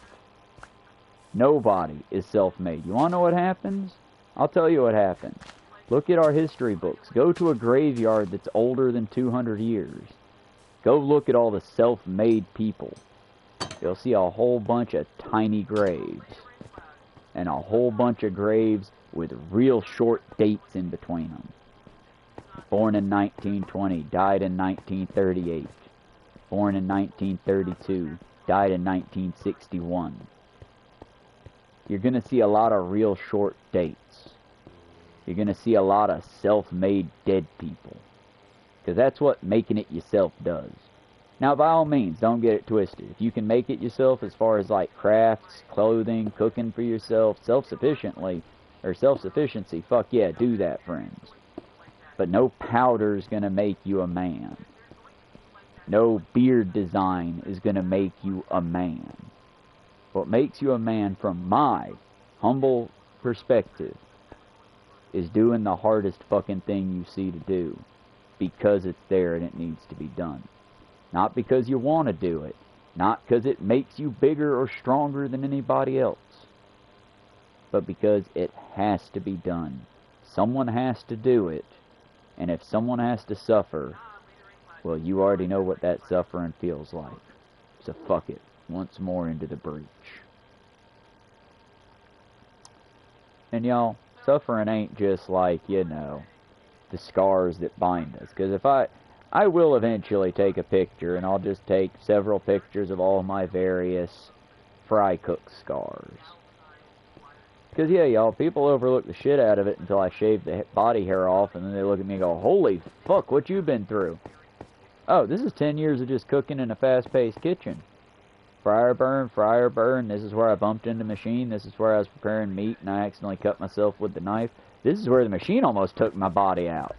It's, yeah, y'all, this is just life. Cost of life. Nobody gets out scar-free. The thing that makes us us, the thing that makes us good, is not wanting someone else to have to look like you before you feel bad for them. Hell, it wasn't until Frank the hobo started literally shitting all over my house that I had a problem with him living there rent-free.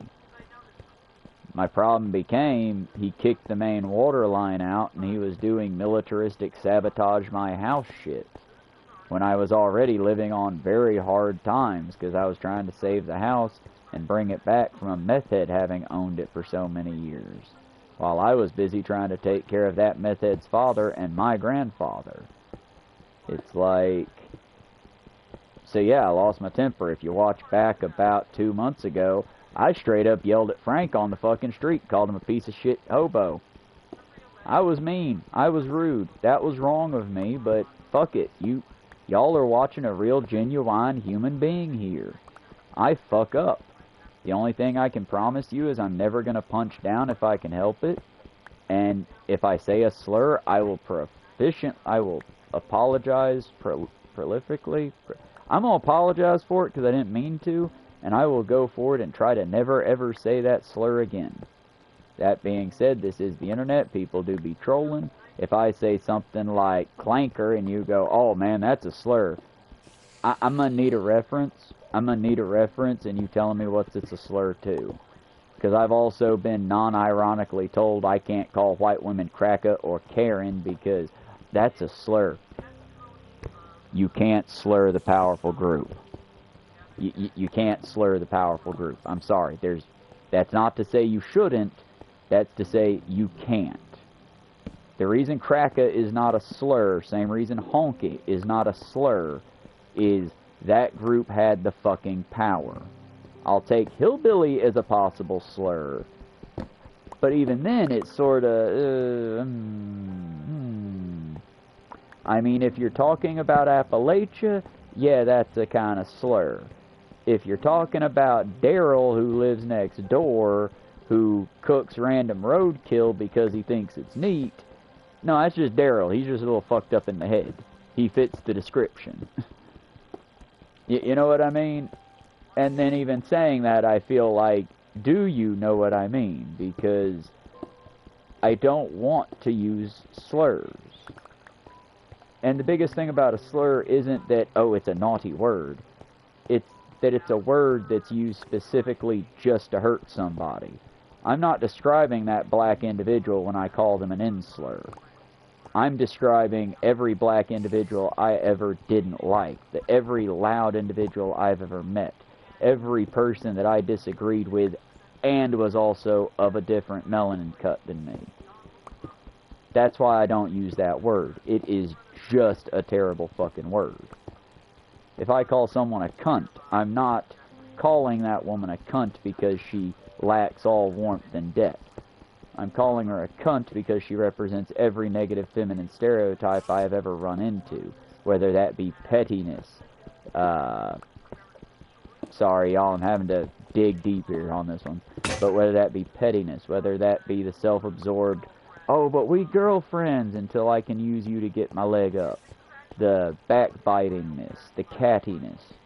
That's why I call a person a cunt. Not because, ooh, it's a fun word that the British say and it upsets people. I'm using the word as it's intended. But that being said, if I call someone that out of turn, if I call someone that undeserved or otherwise, then depending on the scenario, I do need to apologize. It's why on this chat I'll happily use the word cunt all day. At work, the only time I say it is when I literally think I'm about to fucking collapse and I just can't. I've been there 9 hours, haven't had a break yet. Everyone else has had a break, and one of my coworkers is being particularly see you next Tuesday like. It's a...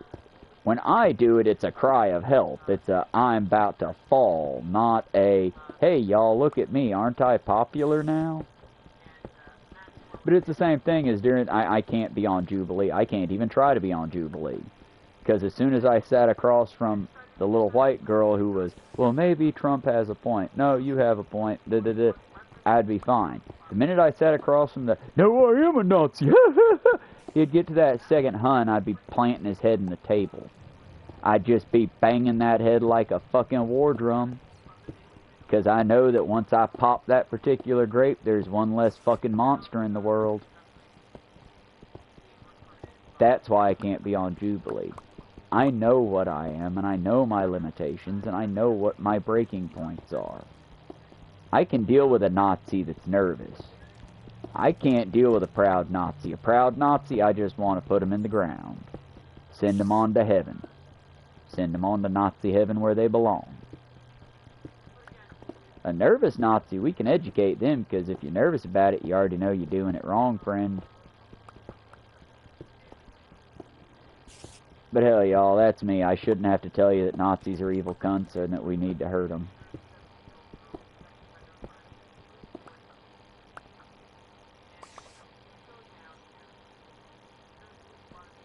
Why are people Nazi people? Honestly, that's a hard thing to answer. I personally think it's because they're weak and pathetic people that need something, and I do mean anything to make them feel special. It's how every single black person I know could use the N slur if they really, really wanted to, but most of the black folks I know don't. It's just, if you identify as that because, oh, I'm taking the word back, okay, cool. For the particular, African category or black category, by all means, you can do that. But when it comes to Nazis, it's because there's no such thing as white people. I guess clip that if you want. I'm not in a bit. Go ahead, clip the shit out of me if you want. But there's no such thing as white people. White people are literally just the genociding, colonizing, jackass race. And I'm not being mean here. Hear me out. White folks.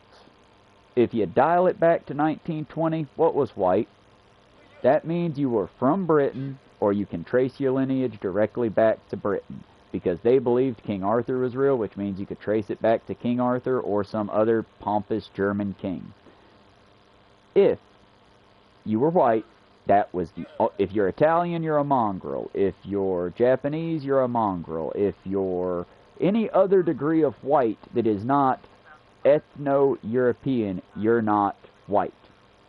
Well, that doesn't work out. You end up with very inbred, very fucked up people. Because that's why we don't bang our sisters, folks. You can keep the bloodline as pure as you want. A pure bloodline equals into a dead bloodline. So, they had to change the definition. Suddenly, and magically, white people were both German and Brits. Not just Brits, but Germans and Brits and Swedes. All three of them form the magical trifecta of whiteness. If you were Swiss, or British, or German, you were white. Anything else? Nah, fuck you, you're a mongrel. Then World War II happened. Those numbers got depleted real hard and fast because they got fucking owned. Because racists are fucking stupid. Well, now, white folks are down again. It's a genocide, y'all. So, we'll just go ahead and make Italians white folks now. Now you have Italian, and German, and English, and Swiss, and I guess, fuck it, we'll throw the Americans and the Irish in there too, because we need our numbers, right? And now you have white people in our modern day. Here's the problem. Much like in our modern day and what you're seeing now, as they get power, well, now Italians aren't really that white. They're white. They're white people. I'm not saying you're not white. You're not that white. If you want to be real ethnically white, you need to be Aryan. You need to be that German, English whites, the true whites. And then you bring it on down. Now the Irish aren't white anymore. They're drunks and dogs. And then you bring it on back until, again, only white German and English people, and then they'll clash, and then we have white people again. Now, if you want to own that and that's what you're proud of, feel free. Be my guest. I'm going to call you a fucking dipshit bigot. Now, let's look at the difference. What's a black man? That's an individual with a certain degree of melanin. Can you be a pale black guy? Yeah. Can you be a black guy? Yeah. Can you be a slightly brown black guy? Yeah, fuck yeah. Black is you're from a certain region. And all the regions are black, but it's black. White folks, again, there's no flavor because they've never been oppressed. In order to get identity from your race has to have had endured actual oppression. White folks, according to their very own mythology, We've always been the winners, y'all. We've always been on top. It's a rich white man's world. Da da da da da da da. Fine, but you don't get to claim that as a culture then. You win. Congratulations. Are you winning now? Because it doesn't feel like we're winning now. It's like, it's stupid. And that's why I get frustrated by it so badly. Especially when I hear this nonsense white genocide bullshit. There's no such thing as white. If you get to win through most of history, you don't get to whine when your numbers go down. I feel like if y'all clip that, I'm both going to become YouTube famous and infamous all at the same time. So feel free to clip the shit out of that if you want. We could use more people. It's fucking 2 hours into the stream, so if nobody clips it, it will be forgotten. But that's just my take on it, y'all. And it won't really change.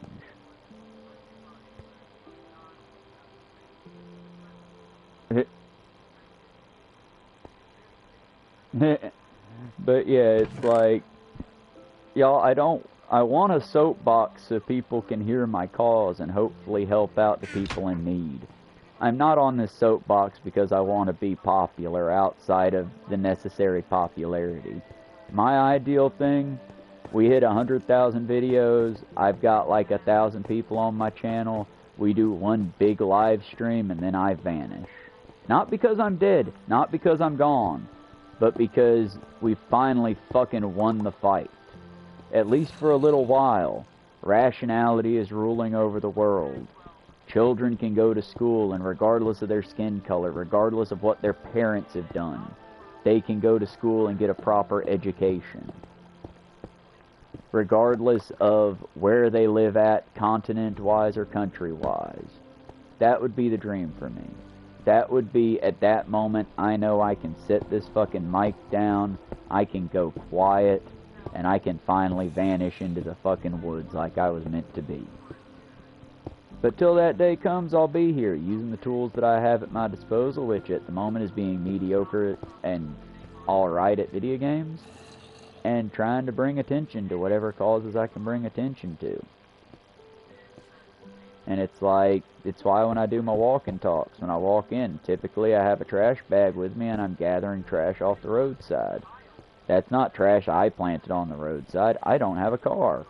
I just, if I'm not picking it up, I'm spotting where it's at so that next time I'm walking, I can get it. And that's not because I'm a fucking hero. It's because I love Swamp Thing and I like the planet and fuck it. I think that the cringy-ass movie that I wish would just vanish into the aether, but it had a good point in this one, I think Kick-Ass had a good point. Be the change. Yeah, exactly. I mean, there used to be different, like, races, but at this point, as science has proven, there isn't even really race anymore. We have ethnicities. Because to be a different race, that would imply that you can't make offspring that make offspring. And I hate to break it to any racists out there, but yeah, your grandkids can bang the other races or ethnicities and make beautiful grandbabies with them. Love motherfucking wins. Period. And I'm not saying it nice no more. Love motherfucking wins. Period. Don't like it? Fucking get a new game then, bitch. Love wins. It might not win on the first day. It might not win in the first 100 years. But there's a reason that after thousands of years of the Catholic Church and the Christian churches and denominations and Nazis trying to just eliminate gay folks are still here. Because they exist and they get to exist. There's a reason after thousands of years of trans people and atheists being on the fucking chopping block for death sentences, they're still here. Because they exist, and they get to fucking exist. And I'm even gonna go, I'm gonna be that cringy guy, y'all. I'm gonna be cringy now. Even the people that want to think that they're animals and put on a fun little mask and be little shamans in the modern age. They've been here forever. Leave the fucking kids alone. Let them be themselves, too. Because, yeah, I'll even play for the Therian audiences, I think is what it's called. I think y'all kids are going to have to sit back for a bit. I'm sorry. Like the vegans and the vegetarians before you, that fight will eventually come. But right now we're busy trying to fight for just human rights first. But it's like, y'all, I dream of one day the day coming to where we're eating cloned meat so that no animal ever need die again. I dream that we're in the world that started. God damn it. I'm sorry, y'all. I'm sorry to get so emotional, but Star Trek is just... it's so fucking beautiful. The Federation, with all of its flaws. We could have that, y'all, and better. But we're not gonna get it unless we work together. I'm sorry, Gene Roddenberry's dead and gone. We're never gonna get the Federation that they dreamed of. Because they're dead.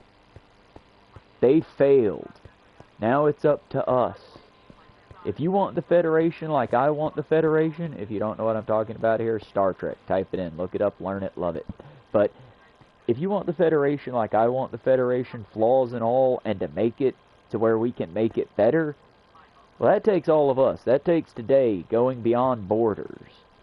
When a racist politician says you need to be scared of your Mexican brother, you look them dead in the eye and go, why? They're American like me. They're just from the south of America. They're still American, bitch. What's your problem?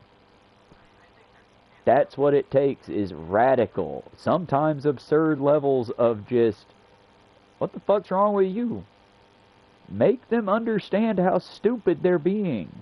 Bring back, I mean, y'all don't shame people into the closet or anything like that.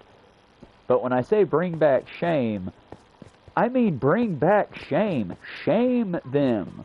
Well, I think that Charlie Kirk person's just stating, no, Charlie Kirk's a fucking dipshit. Are you a fucking dipshit? Well, I think you're being rude. No. He's rude. I'm responding to that rudeness with equal rudeness. Why do you think it's okay to be a racist cunt? Hit him with it, y'all. You can't physically hit him. I would never say to physically hit him. But you can verbally hit a motherfucker, and you know when you verbally hit a motherfucker.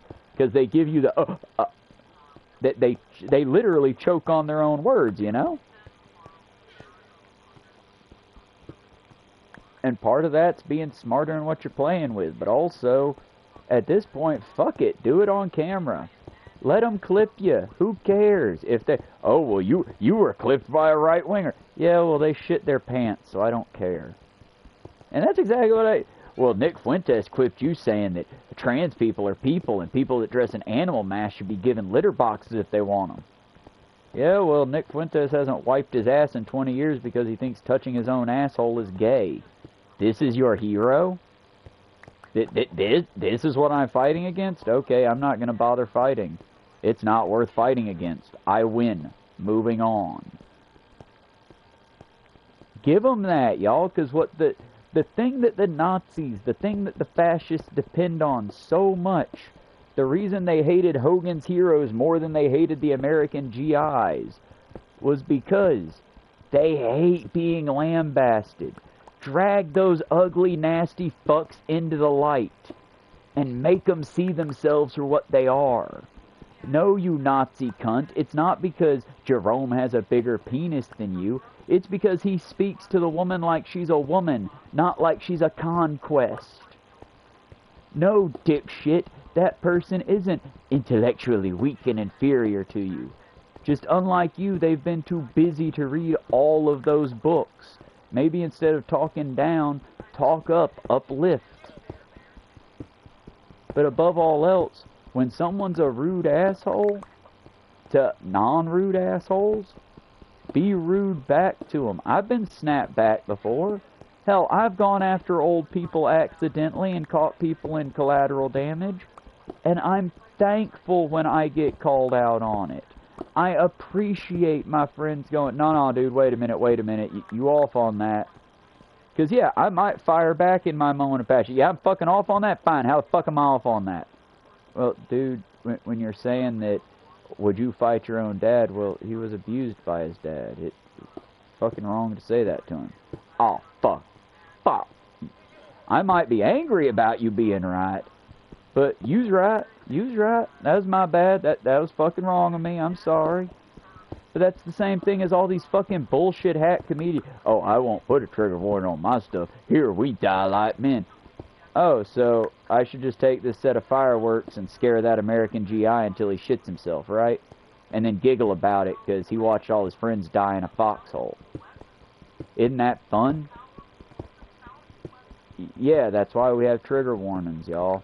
That's why I fail, but I try to put like, hey, y'all, this might be a hard subject to talk about, so maybe skip ahead for this. Hey, maybe check in later for this. I try. I don't always succeed, but that's also because I'm trying my best to not... See, my thing is, we got rid of trigger warnings, because back in the day, it was like every other video I'd watch, trigger warning for rape talk, trigger warning for murder, trigger warning for true crime, trigger warning for this. We had so many of them, and I understood why they were there. But what upsets me is when we have a trigger warning, and then I click on the video and hear about how Charlie Manson unalived all these people, and then he decorated with Sharon Tate, and he unalived them. And some of the members of his cult... Bitch, why did you put a trigger warning if you're going to talk to me like I'm a fucking infant? That didn't need a trigger warning. You're talking like a fucking idiot. Heavy, real subjects deserves to be covered in heavy, real ways. That's not to say we can't laugh, but just if you're laughing at a serial killer's good work, you should feel a little bad about it. Because that's not something good people would laugh about. That's something good people are horrified at the thought of. It's like how I point out that why is it we don't have but 2 or 3 movies about the Night Stalker Richard Ramirez? Well, it's because what he did was fucking horrifying. And he didn't target just a select group. He was an equal opportunity killer. He murdered women, children, kids. He raped women, children, kids, men, old people, young people. Richard Ramirez was just... Ugh. He was that bitch, and that's not to give any credit to that. He was a monster, and I'm happy to say that when he died in a horrible prison under horrible conditions, and he literally died because he got stage 3 skin cancer. He was so evil his skin said, "Not today, Satan." And I don't use that one much because I like Satan as a figure. I don't believe in the actual Heil Satan, or Heil Satan, whatever the actual biblical figure is. I don't believe that there is a Satan. But I do like the figurehead of someone that educates you. Of that grumpy older brother that, God, Dad got you fucked up, didn't he? I'm sorry. I like that figure.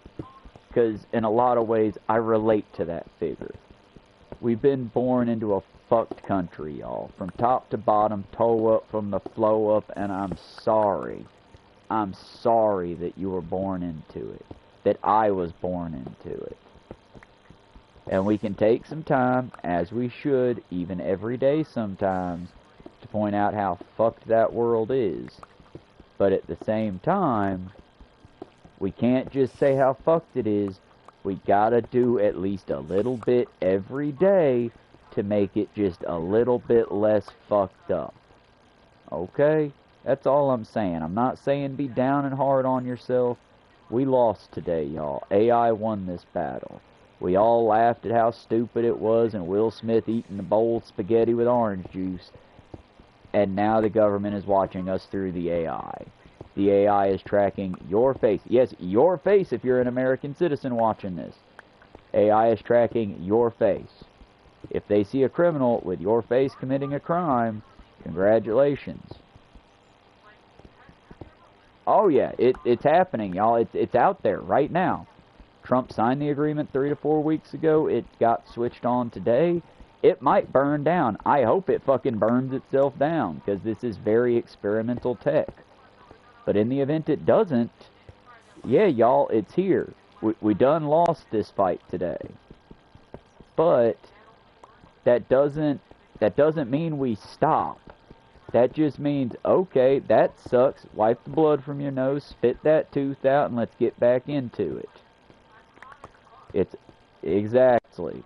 We lost. It doesn't mean we're done. We ain't cooked yet.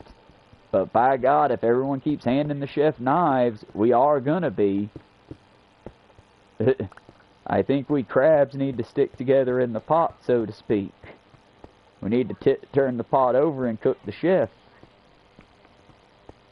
And honestly, I'm going to toot my own horn. This is not a bad staircase. I think I did good at this so far. Especially considering we're in survival mode. Because, y'all, this is hardcore survival, just pointing it out. This ain't no fucking creative mode. I'm scared to say it, because normally the game throws some shit at me now, but we're doing good, y'all. At least in this, we're doing good. Well, that was a long wind-up, wasn't it, y'all? I think we had some fun. I had a lot of fun with you, that wolf guy, and I wish I could scroll down on chat to see who else had chatted. That wolf guy was the main chatter today, and I'm happy he was here. And I'm happy for anyone else who shows up. Please, if you're watching this in the future, this video I'm going to ask you to share in its entirety or clip it up as you see fit. You can't hurt my feelings, y'all.